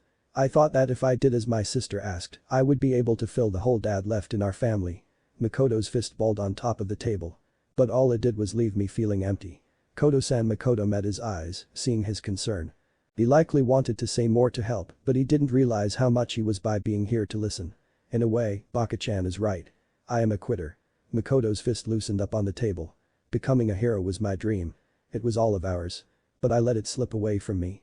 I turned my back on it for a false sense of happiness with Big Sis. But you didn't quit. Makoto blinked, eyes meeting his. You're doing your best as a phantom thief like the rest of us. You've still become a hero. Makoto opened her mouth to deny it, but hesitated. She hadn't thought of it that way. After all, what were her and Midori doing? They had taken down a fake artist and were now trying to put a stop to the criminal activities of a Yakuza group. And saving a young girl in the process. Makoto felt a small smile form on her lips. Heh. I guess you're right. Even if we're on the wrong side of the law, we are still heroes. That's right. No matter what Kaken or other people think, we know what we're fighting for. Midori clenched his fist in front of his chest. So let's not doubt ourselves now and keep pushing on. Makoto observed Midori's confident smile and determined eyes. The young boy she used to protect and fret over had almost vanished before her eyes. She was now looking at a young man she could rely on. And for a brief moment, she felt a flash of admiration for him and something else. An emotion she couldn't identify nor ever associated with Midori before. Her face felt warm and she felt herself fluster up a bit. She beat the feeling back, shutting her eyes before opening them. The feeling faded and Midori was that young boy again. But thankfully, it didn't erase the motivation he had given her. You're right. Sorry if I sounded doubtful for a second there. I won't let what he said get to me. Makoto pushed her bangs out of her face, giving a more appreciative smile. Thanks, Midori. I guess I needed a little reminder. Of course. I'm glad I was able to help. Makoto didn't realize it at that moment, but their bond had become stronger. Still, one step at a time. First things first, I'm going to have to beat some manners back into Baka-chan. Just like old times, Makoto let a proud smile spread across her face, eliciting a small laugh from Izuku. I guess you did leave with a record in your favor. Though you can't underestimate Kaken. He has been getting trained in UA's hero course. Midori reminded her. True. I'm sure he's been through quite a bit of his own training. Makoto held her arm up though, flexing her toned biceps. Still, I'm representing the Phantom Thieves. I'm not going to lose. Do us proud, Koto-san. Midori gave a supportive smile, but after a moment it faded into a thoughtful frown. What is it? It's nothing, just the last time I saw Kaken, he just seemed different. Midori looked back up at her. He was quiet. Almost calm, well, for him at least. It kind of reminded me of the first time you beat him. And for a little bit after you left. Makoto raised a brow, recalling Bakugo's short period of aloofness. She had beaten him in a one-on-one fight after he picked on Midori, and she recalled seeing him several times after. He didn't run away or cower from her, he was just reserved and quiet. It wasn't until he challenged her again that she saw that same bombastic attitude come back. Is that so? I wonder what could have happened. Makoto held the tip of her chin between her fingers. Well, if he's at UA, there is a chance that he lost in a fight to someone. Baka-chan is talented as we know, but that doesn't mean he didn't run into someone better than him at the moment. Yeah, I thought of that too. I hope he's doing alright. Makoto almost laughed when she heard him say that. Even when he's put you through hell, you're still concerned for Baka-chan. Same old Midori, she smiled, shaking her head. Well, I wouldn't worry too much. Even when Baka-chan is down, he's never out for long. It's one of the few annoyingly admirable things about him. Makoto offered in comfort. Midori still looked concerned, but gave a slow nod in acceptance. Yeah, I guess you're right. He suddenly stiffened though, his jaw clenching. Oh no, what is it? I hadn't thought about it earlier, but Midori slowly looked back up at her, eyes wide as plates. Since Kaken went into the palace with us, he's probably got the app on his phone. Makoto frowned. Midori was right. She hoped that he wouldn't make the discovery for himself, or things could get more difficult than they already were. Hello, trickster. How goes your rehabilitation? Was the familiar greeting that Izuku heard as the prison of his heart came into view. It's going well, I guess. Izuku wasn't sure how to start things off, gripping the bars tensely. I have a favor to ask if it's possible. Oh. Am I to correctly guess that it has to do with your most recent visitor to the metaverse? Nothing seemed to get past Igor. How careless of you, inmate. You really messed up this time, huh? Carolyn taunted as she sneered up at him. Your rehabilitation could face a setback if this is handled poorly, inmate. I hope you're aware of the consequences. Justine was no more sympathetic, her golden eye peering into his with disdain. I know. I was so focused on the palace, I didn't make sure we were clear. Izuku owned up, looking away from the twins to look back at Igor. But you said you're the one who gave the metanav to us, right? Correct. And it is now on your estranged friend's phone as well. That's what I thought. Izuku sighed, his lips falling into a frown. Is it possible for you to take it off? Oh? You wish to revoke my gift from your friend? Igor leaned on the table with his hands linked in front of him. How dare you try to take back what our master has given, inmate? You've got some nerve. Carolyn stomped, glaring up at Izuku. Please, it's for his own safety. Izuku pleaded, sweat trailing down his jaw. If Kaken was to go to the metaverse on his own, I don't know what could happen. Oh? Are you not concerned that he might use it to make the authorities aware of your activities? Igor asked, apparently curious. No. I don't believe Kaken would rat us out like that. It's not something he would do. Izuku shook his head. But I could see him using it for other reasons. And I don't want him to get hurt if he does. Igor gave a dark chuckle in response. I see. So you wish to revoke it out of concern. An admirable notion. However, the gift I have given cannot be withdrawn. What? Why not? Izuku tensed up in panic. I have granted this tool to those who may help you along your journey. I believe this may become beneficial to your growth. When obstacles are placed in your path, it is up to you, trickster, to circumvent them. You heard him, inmate. You're going to have to deal with your friend yourself. Carolyn gave his cell a solid thwack, causing Izuku to wince. If that is all you had to ask, it is best if you take your leave, inmate, said Justine. Izuku opened his mouth, hoping he could persuade them to change their minds. But he had nothing to offer, and it seemed Igor was set on leaving things be. Izuku let out a sigh in defeat, silently hanging his head as he left the velvet room. What the hell? Bakugo couldn't help but observe the dreary landscape of mementos as he followed Deku and his friends. They offered the place up as a secure location for them to fight. He hadn't realized they would be going back into the strange world he briefly bore witness to the day prior, but so long as it let him cut loose, Bakugo wouldn't complain. He was ecstatic in fact. Good. Bakugo grinned as he watched the quitters back. No losers can get in our way here. Now, remember. Your fight has to have a time limit. If we stay on the same floor for too long, we run a huge risk of encountering Memento's guardian. Bakugo scoffed at the cat's reminder. Yeah. You don't have to tell me twice. Bakugo sneered. I won't need that long. Oh? Planning to grovel and ask me to stop, Bakuchan. Bakugo felt a vein pop on his forehead as the quitter sent a sideways smirk his way. What was that, quitter? I'll bury you before you know it. He snarled back. Chill out, would you, you're gonna be fightin' in just a sec. Fake Blondie got in his way. Bakugo let out a grunt in irritation, but kept himself under control. Yeah. I'm about to rip her apart anyway. Bakugo cracked his neck as his shoulders tingled with anticipation. I'll show you who the real loser is, quitter. I'll beat you and all those bastards in my way. Here should be good. The cat brought them to a halt. Bakugo spared a look around, and it was like they were standing on an empty train platform. Just on the other side of the wall, Bakugo spotted what looked like a group of people getting onto a train that soon took off. Don't worry, the trains don't come on these tracks. TCH. Whatever. Bakugo focused on the platform that would act as their battleground. It was wide open and only had two entrances, the exit they came from and a forward gate that led to a winding tunnel he couldn't see too far down into. We'll keep an eye out for shadows. Deku grated his ears with his concern, looking back at him and the quitter. Bakugo expected some words of empty encouragement, but he instead left in silence. Good. Keep it to yourself, nerd. Bakugo swung his arms around to stretch his muscles, grinning as he watched the quitter walk to the opposite side of the platform while her friend stood off to the side. You're gonna wish I never saw you again, quitter. I already am, Baka-chan. He scoffed at her answer, watching as she stomped her foot into the ground, assuming what was a familiar battle stance to him. It was almost nostalgic, despite the road warrior costume the quitter was donning. You better keep your promise. Yeah. Like I give a shit about whatever you losers are doing. All I care about is settling the score. It was almost insulting that she thought he was lying. But he honestly didn't care either way. To keep things fair, I will referee this contest. You will start on my go. Bakugo snapped his head toward Fox's face. Makoto has agreed not to use her Persona R weapons and will be restricted solely to her fists and quirk. Bakugo narrowed his eyes. The hell does that mean? You underestimating me? Bakugo snapped his head toward the quitter. You don't have a persona. It would be unfair. Besides, the cocky smirk on her face was making him shake in anticipation. Who says I need it? Bakugo gnashed his teeth hard enough to break most jaws. We'll fucking see about that. Ready? The short delay Fox face put in felt like an eternity for Bakugo. Begin. My Hero Academia Ost. Spear and shield match, Bakugo blasted the air behind him, sending him sailing forward at the quitter as he reared his right arm back. Die. But she stepped into him at the last second. Or rather, just slightly to his left. She perfectly timed his approach and anticipated he would start with his right hand. Bakugo's eyes bugged out of his head as he felt her hands grip into his forearm and shoulder, using his weight against him to flip him over her shoulder. Shit. Bakugo felt the air rush out of his chest as she slammed him into the concrete floor, spit coughing out of his mouth.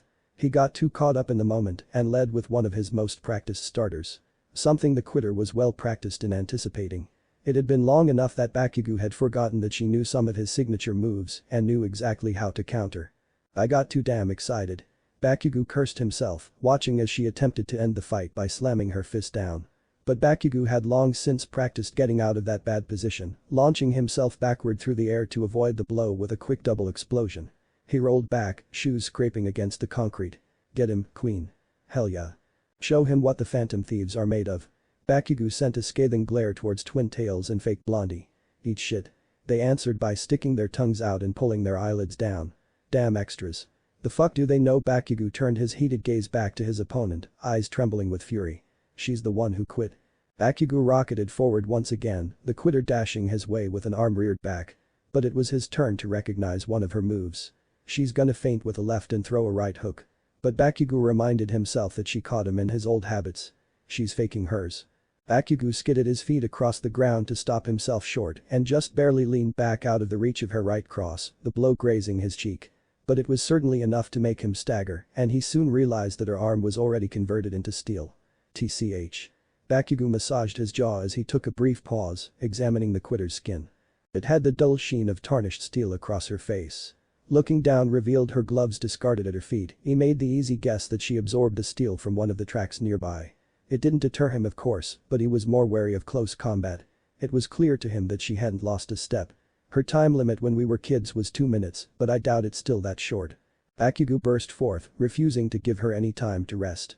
I'll wear her down till she breaks. Makoto moved to meet him, her fist reared back again. But Bakugo wouldn't make himself an easy target. Don't think I didn't learn anything new, moron. This time, Bakugo changed his trajectory in a split second, blasting the ground beneath him as he flew forward so that he completely evaded her by flying overhead. He followed up with a quick blast to her back, causing the quitter to stumble forward. "Ack!" She cried out but stayed on her feet, quickly spinning on the ball of her feet to face him. "That's right, loser. Don't you dare look down on me." Bakugo propelled himself forward again, not wanting to stop the pressure. "Don't think you can." His thoughts were brought to an abrupt stop when Makoto sent a fist flying at him, her arm stretching like rubber. He cursed, avoiding a blow to the head by ducking it. But what he didn't expect was for her extended arm to retract like a fishing line and catch his shoulder before he could stop it. "Hiya." Bakugo raised his arms to block his face as Makoto dragged him into the ground. As his skin scraped against concrete, Bakugo snarled in pain. Not wanting to let her drag him further, he raised a hand to her arm and blasted it with an explosion powerful enough to send waves of throbbing pain down his arms and shoulders. It did the job though, the quitter letting out a cry as she let go of him and retracted her arm back. Bakugo heaved for air as he climbed to his feet, staring daggers back at the older teen. She was nursing the arm that he blasted, a single eye closed as she winced in pain. "This damn quitter." Bakugo took a step forward, forearms scraped and back stiff. "She keeps looking down on me. Hurry up and die already." Bakugo flew forward with a barrage of explosions. The quitter moved to do the same, fists tightened as she dashed. Her. Deku. Fake glasses. Half and half bastard. Bakugo didn't dodge this time as he traded blows with her, an explosion engulfing her body, while a metal fist rang his head like a school bell. He stumbled back but stayed on his feet, vision becoming blurry for a moment. But just in the nick of time, his vision steadied to see her running at him again, arm once again extending for a long punch. But this time, as weaved out of the way, he made sure to close the distance so that she couldn't catch him like before, blasting at her midsection with another blast. He could see her wincing in pain. Her defenses were weakening, and her absorption wasn't going to last much longer.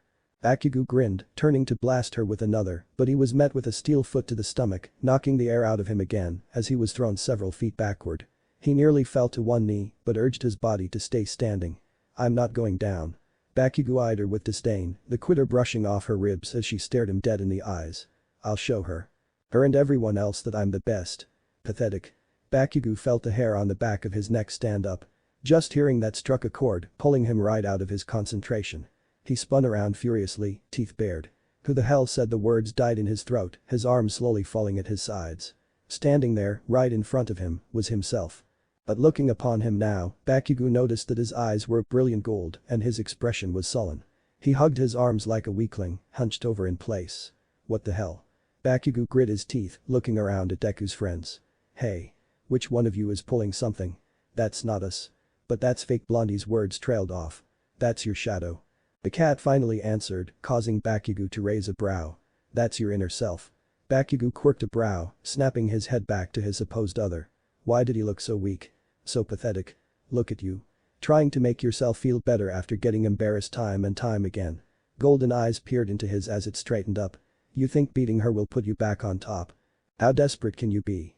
Bakugo's entire being shuddered as his breath hitched in his voice. The shadow's words twisted his guts like nothing else. It was like this other self was peering directly into his soul and reading it like a book. "Get back, Kaken." He hadn't realized they had moved, but Deku and his friends had gathered around him with weapons in hand. "Don't listen to what it's saying. We don't know what could happen." Bakugo stared at Deku's back. That same weak Deku, the pebble he'd long since kicked aside, was trying to protect him. Deku's eyes always pissed you off.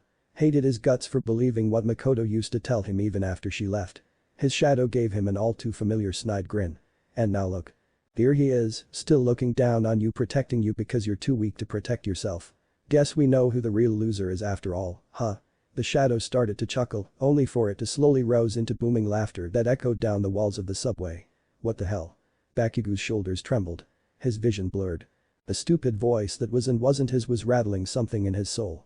"This thing, what the hell?" Bakugo clenched his jaw as he hunched forward. "Do you even know Kaken?" Bakugo didn't give Deku a chance to stop him, blasting the air behind him and rocketing past him and his friends. He reeled his arm back and let out a pain-stricken roar before unleashing a blast at the supposed shadow. But he didn't expect it to retort. It blasted the ground beneath it and avoided his attack. And just as Bakugo looked up to try and catch it, the shadow's palm was already in his face. A concussive blast soon followed, and Bakugo found himself slamming back into the concrete with a vicious thud. Bakugo slowly raised his head to look up at the shadow. It stood above him, looking down in contempt. "Was that enough to convince you?" Can you see it now? I am you. Bakugo grit his teeth as the shadow let out an exaggerated sigh. And you're just pathetic. Something snapped inside Bakugo and he started to see red again. With a roar, he raised his arms and unleashed an explosion that made his arms feel like pincushions. The dark, sooty cloud left in its wake enveloped the train station exit. Bakugo sucked in ragged breaths, arms shaking as he kept them extended. Was the truth too much? Figures. Bakugo's shoulders stiffened, watching the smoke clear only to find the shadow several meters back, out of the blast radius of his attack. Hey. Get back here, bastard. Bakugo snarled as he attempted to climb to his feet. Clink, the rattling of chains echoed through the air, loud enough that Bakugo couldn't help but hesitate. Every one of the dimly glowing white lights lining the ceiling flashed red and the air stretched around like a mirage in a desert. Oh no, we've been here too long. The cat said, making Bakugo snap his head back to Deku and his friends. We've got to go, time's up. Screw you. I'm gonna destroy that damn thing first. Bakugo spat, turning back around to look at his supposed shadow. It gave him a half-amused smile despite its dejected stance before turning around and heading down the train tracks. Hey. Get back here, damn it. Kaken, we can't stay here. Bakugo pulled against the hands that grappled his shoulders, dragging them forward. You'll be in danger. Screw off. I don't need you all telling me where I can and can't go. Bakugo growled as he wrested himself from their grasp, getting enough space between them to hit the ground with an explosion to keep them back. He snapped his head back around and blasted forward, giving chase. I can't let you. Bakugo wasn't expecting a giant hand to wrap around his waist, eyes bulging in shock. He struggled to break free, looking back to see Deku's so-called persona holding him back. Let go of me, Deku. I'll kill you. Bakugo blasted at the persona's face to try and get it off, but to his shock, it looked unfazed by his attempt. I'm sorry, Kaken. But we're leaving. Bakugo snapped his gaze to Deku, hoping to make him submit with a death glare. But he was met with a stalwart gaze that left no room to argue. It made the explosive teen's blood boil, both Deku's defiance and Bakugo's inability to stop him. Look at that. Bakugo felt his ears burn when he heard the shadow's voice. You really are too weak to stop Deku. Bakugo twisted back around, howling out furiously, come and say that to my face, bastard. I'll tear you apart. But try as he might, Bakugo couldn't break free from the persona's grip and could only snarl and claw as he was dragged from mementos. Izuku breathed deeply as the world around them melted back into the reality they knew. Kaken was on the ground, trembling with fury as he stayed on his hands and knees, staring at the subway entrance. Swallowing the lump in his throat, Izuku dared to speak first. Kaka, what the hell was that? Izuku recoiled with how fast Kaken turned on him, hand grabbing his shirt as he stood up. Who do you think you are, getting in my way? Hey, back off. Makoto shoved Kaken back, standing between the two with Ryuji taking up the other side. He did that for your safety. Yeah, chill out, asshole. You olda got yourself hurt or worse if you stayed there. Ryuji snapped, shoving his hands in his pockets. What do you morons know? I was going to squash that damn thing. Kaken snarled, eyes scanning across Izuku's friends. He wanted to step up and try to stop them, but at this point Ann and Yusuke were now next to Ryuji and Makoto, as if forming a wall. That thing was your shadow. If you had hurt it or worse, destroyed it, it would have had terrible consequences on your own mental state. Morgana spoke up, the cat at the feet of the others in front of him. You could have caused your own mental shutdown. Not to mention the Reaper could have killed you before that. That thing wasn't me. Don't you dare say otherwise. Kaken pointed a finger at the cat. Maybe you don't know yourself as well as you think you do. Anne scoffed, crossing her arms over her chest. You should really take a good look at the mirror. Indeed. Denying your own feelings will only burden you in the long run. Yusuke declared. Bakugo's eyes bugged out of his head when he heard that, staring at Yusuke in utter disbelief. The shadow may be twisted, but it is still a part of you. If you truly wish to improve yourself, you should heed its words. Bakugo stood there, speechless. That scared Izuku more than anything. You think what it said was true. He muttered as his hands shook at his side. Hey. What are you kids doing? Izuku's attention snapped over to see a truancy officer approaching them, arms crossed over his chest. What's all the ruckus? Sorry, officer. We were just having an argument, Makoto spoke up for the rest of them. Well, try to control yourselves. You should all get home before this argument gets out of control. The officer huffed. Izuku spared a look around, now taking notice of all the passive stares they were getting from the people around them. He looked back at Kaken, only to find the explosive teen walking away from them already, hunched over and trembling with anger. Kaken, Izuku muttered, unsure what to make of the situation. They heard some rather bizarre things from his shadow, and he had no idea what to make of it. I knew Kakin looked down on me for believing her, but it seemed like more than that. Well, as long as that's the end of it, I'll be on my way. The rest of you should do the same. The officer brought Izuku out of his musings, tipping his hat before walking away. Izuku, and visibly the others, relaxed somewhat when the officer left. Man, that was some weird shit we saw. Ryuji was the first to speak up, the group forming a circle. I didn't think we'd run into that guy's shadow like that. Well, Mementos is the home to all shadows. I hadn't thought about it, but it certainly was within the realm of possibility. Morgana sat on the ground, looking down and thought. All those things it said are shadows always like that? Anne asked, looking at the cat. I didn't think it would attack him so personally if it was. It was strange. I would have thought a shadow would be more defensive of their real self. But it seemed quite the opposite. Antagonistic, even. Yusuke pointed out, stroking his chin. TCH. I get so bad around people, he'll literally fight himself. Ryuji huffed, scratching his head furiously. I don't know what to make of all this. Well, at least we did what he asked. Baka-chan will likely come looking for a fight again, but after that, I'm not sure if he'll be so quick to do it. Makoto sighed, rubbing her arm. Are you feeling alright? You and Kakin really went at it, Izuku asked in concern. I'm okay. Morgana healed the both of us before we left. Thank goodness, Izuku breathed out, putting a hand on his stomach.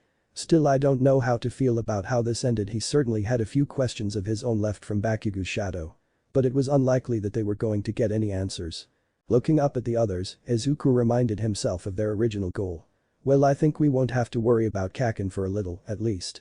Starting tomorrow, we should focus back on going to the palace. We'll call it a day from here and regroup tomorrow. Right. Regardless of this bump, we still have a mission. Morgana supported his decision. It's time we got back on track. Right. The others agreed, walking together now toward their transfers. Izuku hesitated a moment, eyes drifting to where Bakugo had stormed off to. He heard just as loud as the others what his shadow had to say, and it made him question just what Bakugo was going through. Maybe when this is over we can help Kakin figure it out. Everything that thing said was bullshit. Bakugo shoveled his food into his mouth, his mother having prepared a generous bowl of teriyaki chicken and rice for him. He had taken her food without a word and marched up to his room, in no mood to say anything to his mother. The only thing he wanted was to fight that shadow. Weaker than Deku, what kind of bullshit was that thing spewing? Bakugo raised a bowl up so he could shovel the remainder of his dinner into his mouth before slamming the bowl back down on his desk. It was only because it was a plastic bowl that it hadn't cracked on impact. He hunched over in his chair, hands on his knees as he stared directly into his vanity mirror, his own face looking back at him. What horseshit, none of that shit was true. Kitsuki. What are you screaming about? Bakugo clicked his tongue when he heard his mother's voice, looking over his shoulder to answer back. Nothing, old hag. Can it, brat. You'll wake up the neighbors. Bitch, Bakugo snarled silently, dragging his gaze back to the mirror in front of him. But as he looked into his reflection, what he saw wasn't a mirror image of himself. It was the yellow-eyed image of him. The same hunched-over, dejected-looking being that dared associate itself with him. Bakugo stared with owlish eyes, standing from his seat. The hell, you'll never be good enough. Bakugo's entire being shook, his fingers curling as those words whispered into his ears. He blinked to clear his eyes, and as quick as it appeared, the thing disappeared. Bakugo looked at his reflection, the redder eyes staring back, confirming that it was indeed just his reflection. What was that? Bakugo leaned forward on his desk, fingernails digging into the wood. And what does it mean, good enough? Bakugo felt his blood pulsing in his wrists as the muscles in his arms tightened. Damn that thing. I'll blow it away when I get the chance. He stood from his chair, screaming at the top of his lungs. His chest rose and fell as he heaved for air. I'm going back to that place. He growled, eyes looking back up into the mirror. But just saying so didn't make it so easy. Shit. But that means I'll have to go to Deku and his damn friends. Bakugo couldn't allow himself to do that, cursing silently as he tried to think back. They used a phone app to get us there. How the hell does that work? Bakugo doubted the possibility, but he drew out his phone to take a look. As he opened it, he heard a tone he didn't recognize, causing him to raise a brow. An app materialized at the center of his screen, a strange red icon with an eye in the center. Bakugo stared for a moment longer before a dark grin began to spread across his lips. Man, talk about a messy start before a palace. Ryuji huffed, leaning back against the station railing. It has been a bit complicated. We haven't even seen what the palace looks like yet. Makoto let out a half-amused chuckle. Well, once Yusuke gets here, we can finally do our thing. That Bakugo guy can be a problem for another day. Anne encouraged, leaning on the railing next to Ryuji. Yeah, Izuku mumbled. But his mind was elsewhere, his arms crossed. Come on, man. Stop thinking about that guy. I know you were pals and all, but he's kind of a dick. Sorry. It's just Izuku apologized, looking to the side. Still thinking about what his shadow said. Makoto guessed easily, giving a half smile. I get it.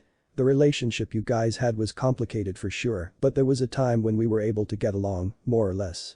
Friendly even, if competitive. Yeah, Izuku nodded, looking back at her with wistful eyes. I've never been able to say everything I've wanted to him, but I'd like to go back to that. You guys haven't said much about what happened between the three of you, Morgana pointed out, poking his head out of Izuku's bag. How come he's like this? Makoto bristled at the question, and Izuku was hesitant to answer, even as Anne and Ryuji joined in the cat's curiosity. Sorry for running late. But before they could get their answer, Yusuke arrived, walking up and joining them. I hope you all didn't wait too long. Nah, it's fine. We were just talking about their asshole friend is all. Ryuji pushed off the rail. Well, we'll talk about that later. We ready to go now? Speaking of your friend, I saw him on my way here. The entire group paused, looking at Yusuke with wide eyes. I didn't speak with him, but I saw him passing through the station. They all looked at one another, an uneasy feeling rising in all of them. What's he doing here? His line showed to come through Shibuya, right? Ryuji asked, clearly concerned. Well, maybe his transfer got blocked. The trains have still been having problems, after all. Anne suggested hopefully. Wait, I see him. The group looked at Makoto who stood by the railing and looked through the glass overlooking the station square. The others quickly joined her, all following where she pointed. Bakugo was standing at the station tunnel, glaring intently at his phone. Oh no, Izuku swallowed hard as dread filled him. Please tell me he isn't what? Anne looked at him in concern. We think he might have gotten the app on his phone the first time we took him to the palace. If that's true, Makoto surmised for them, causing the others to tense up. You don't think he's trying to? Ryuji suddenly became worried, looking at Bakugo's back. Maybe he's just trying to find his transfer. I mean, it is a pretty big station, Anne suggested hopefully.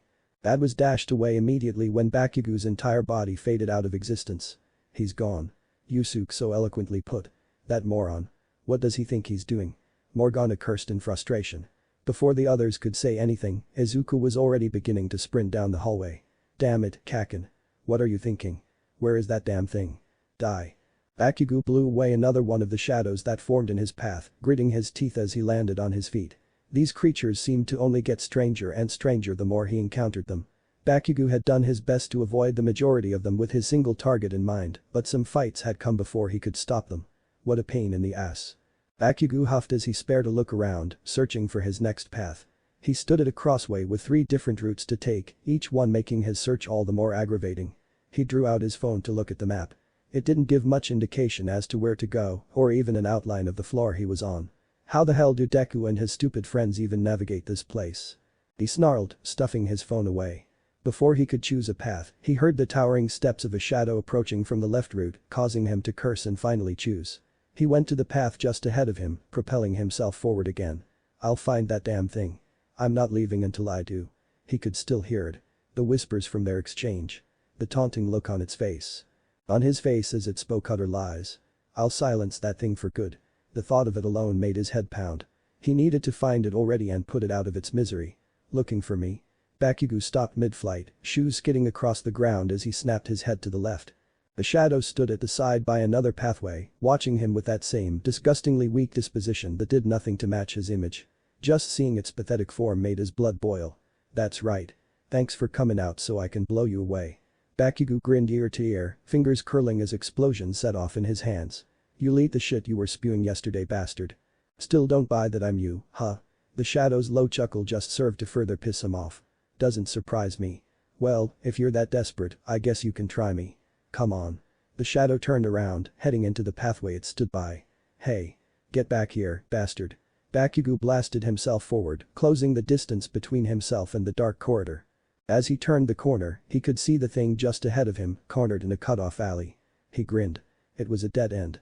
There was no escaping him now. But as he rocketed toward his quarry, a pile of black ooze erupted from the ground in front of him, forcing him to hit the brakes by throwing 2 explosions in front of him. 2 creatures sprouted from the muck, the first being the familiar red demon he had fought on his first trip to the cognitive world, while the other was unknown to him. It stood just as tall as the other and held a massive double-sided club. Its skin resembled tiger's fur that had been dumped in purple dye. Its craggy face had a sunken hole where its mouth should be, draped on either side by a mop of long oily black hair. TCH. More of you bastards. Bakugo glared past them at the shadow, the golden-eyed copy of him watching with a bored expression. I'll tear these assholes apart to get to you. It only remained silent, ever watching with its absent expression.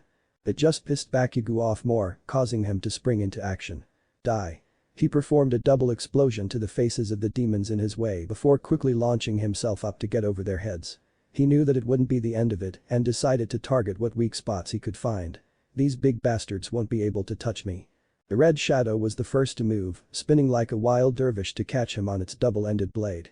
But Bakugo was quick to react, blasting the air above him to propel himself toward the ground.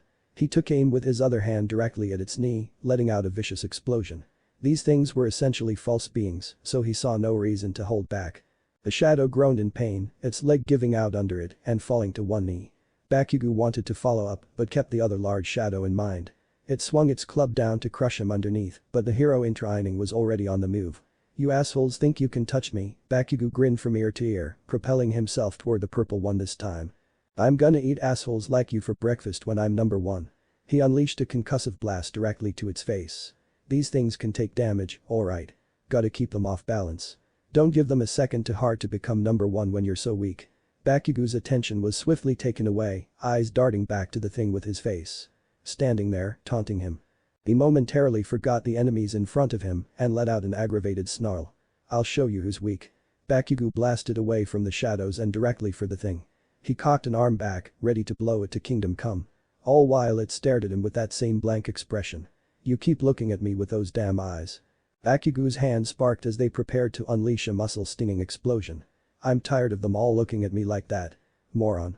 Bakugo didn't have time, but as he struggled, a foot smashed him back down, the weight of the shadow crushing him against the ground. You're not looking much like the number one hero from down there. Bakugo coughed as he strained to look up, that thing with his face crouching in front of him. You're where you belong. Below everyone else. Fuck you, Bakugo snapped, raising his hand to try and blast the thing away. But it stepped on his hand, causing him to grunt in pain. Gah. Kakin. Bakugo's eyes bugged out of his head, but he was unable to look back. Deku. Right on time. The thing said, standing up to look past Bakugo. Treating him like an afterthought. Get outta here, Deku. Bakugo coughed out. Don't look at me, Izuku. Makoto. You're just in time. It ground its heel into Bakugo's hand. Just in time to see how pathetic I really am. Bakugo felt his eyes well up, unable to fight the angry tears that were beginning to form. He could feel their eyes already. The disgust. The pity. Looking down at him like all the others. He fought as hard as he could to stand, but the weight pressed him back down. Now you all can't see how weak I really am. Past all the screaming and fighting, I'm still the same as always. I've never changed. The sneer on its face burned an even deeper hole into Bakugo's gut. Still just trying to cover up all his doubt. Don't. If you kill him, you'll die too. Bakugo could hear it, the damn quitter's pity. Just how low had he fallen?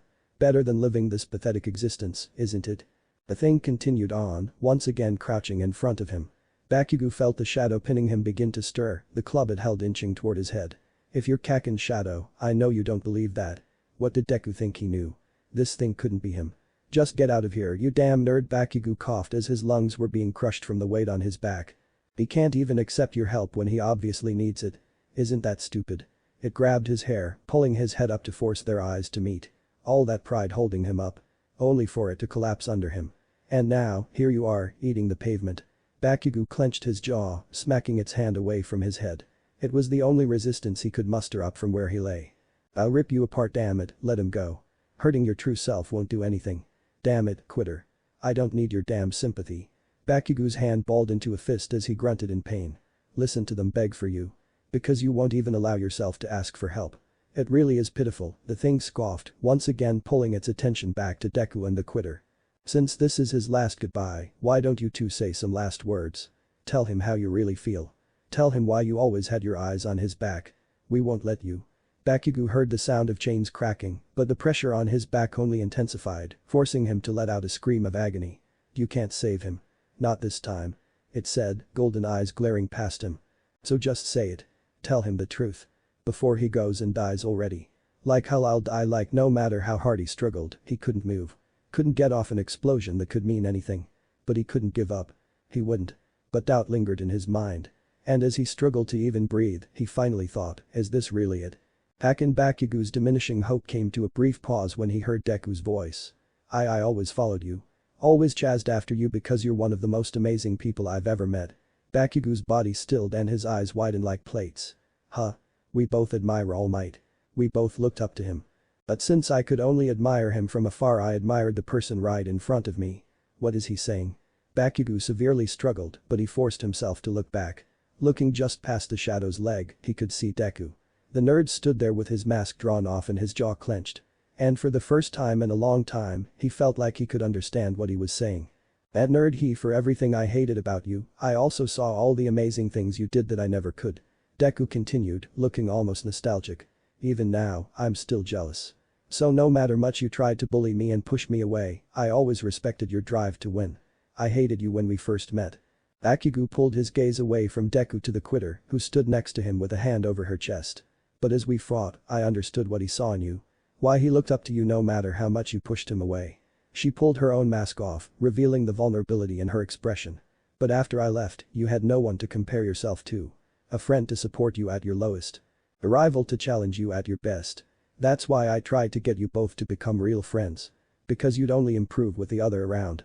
No one wants to win more than you. No one wants to be a hero more than you. Everything you did to make your dreams a reality was an inspiration to me." Tears pooled at the edges of Deku's eyes. "So don't give up now. Get up, Kakin." Bakugo's jaw hung low, taking a long moment to process their words. He didn't see it. That look as if they were gazing upon some bottom feeder. Neither of them. "Do you finally get it?" Bakugo slowly drew his gaze to that thing.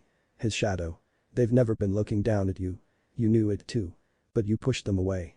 Because you couldn't trust Makoto's words anymore. Because it hurt to lose one of your real friends. To see someone you respected give up on their dream."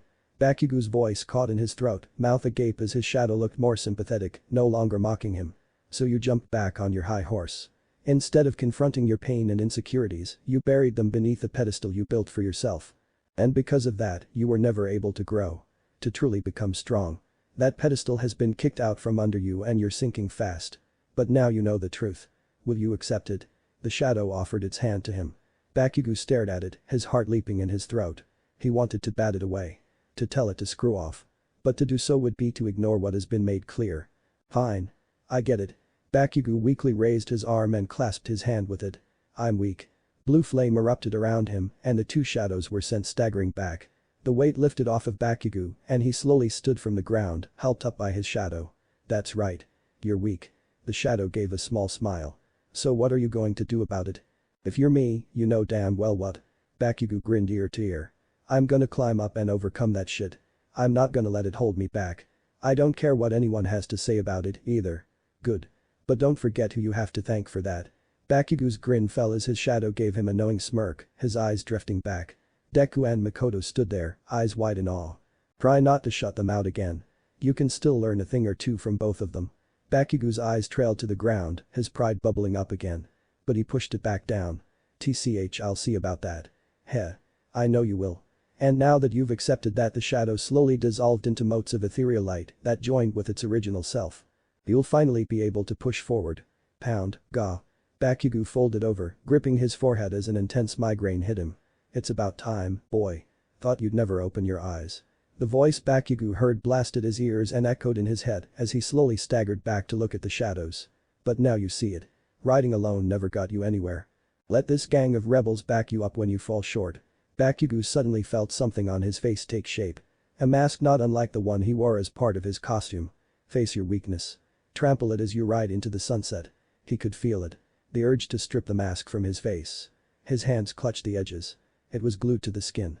Tugging at it burned worse than any of his explosions.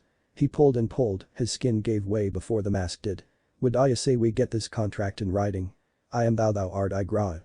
Bakugo tore the mask from his face and felt the unfathomable pain that accompanied it. But the pain faded and the blood dissipated as blue flame engulfed him and the air around him.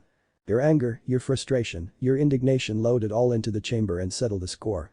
It's high time for you to bring justice to the world your way. Bakugo could feel it. The power. The strength of his heart finally realized. The flames ignited change everywhere they touched. His UA blazer melted away to reveal a jet black waistcoat over a rust orange dress shirt. Baggy trousers became pinstripe slacks, brown loafers transformed into dark leather-strapped boots with golden spurs whirring at his heels. In his hands, he held two rusted tomahawks. And hovering just behind him in a pillar of blue flame was his persona. It wore a black wide-brimmed hat. Its skin looked like it was made of solid stone, its chilling blue eyes glinting with excitement from beneath the shade of its hat. It held a deck of playing cards in its right hand and a triple-barreled shotgun in the other. A cigar hung from its mouth with the tip ever burning, and the ends of its long handlebar mustache lit like the ends of a fuse. Its tattered black longcoat was decorated with an enormous sheriff star on its chest, the golden buttons in the shape of the 4 playing card suits. 3 bandoliers packed to the brim with shotgun rounds wrapped around its waist and thighs. That's right. I'm not gonna ignore just how weak I was. Bakugo grinned as he brandished the tomahawk in his left hand at the shadows that dared to stand before him. I'll face it all head on. And I'll start by blowing you assholes away. Let's smoke 'em, Tombstone. To be continued. This is the end of the video. If you enjoyed the story, then hit the like button and comment your favorite part, but for now see you all in the next video.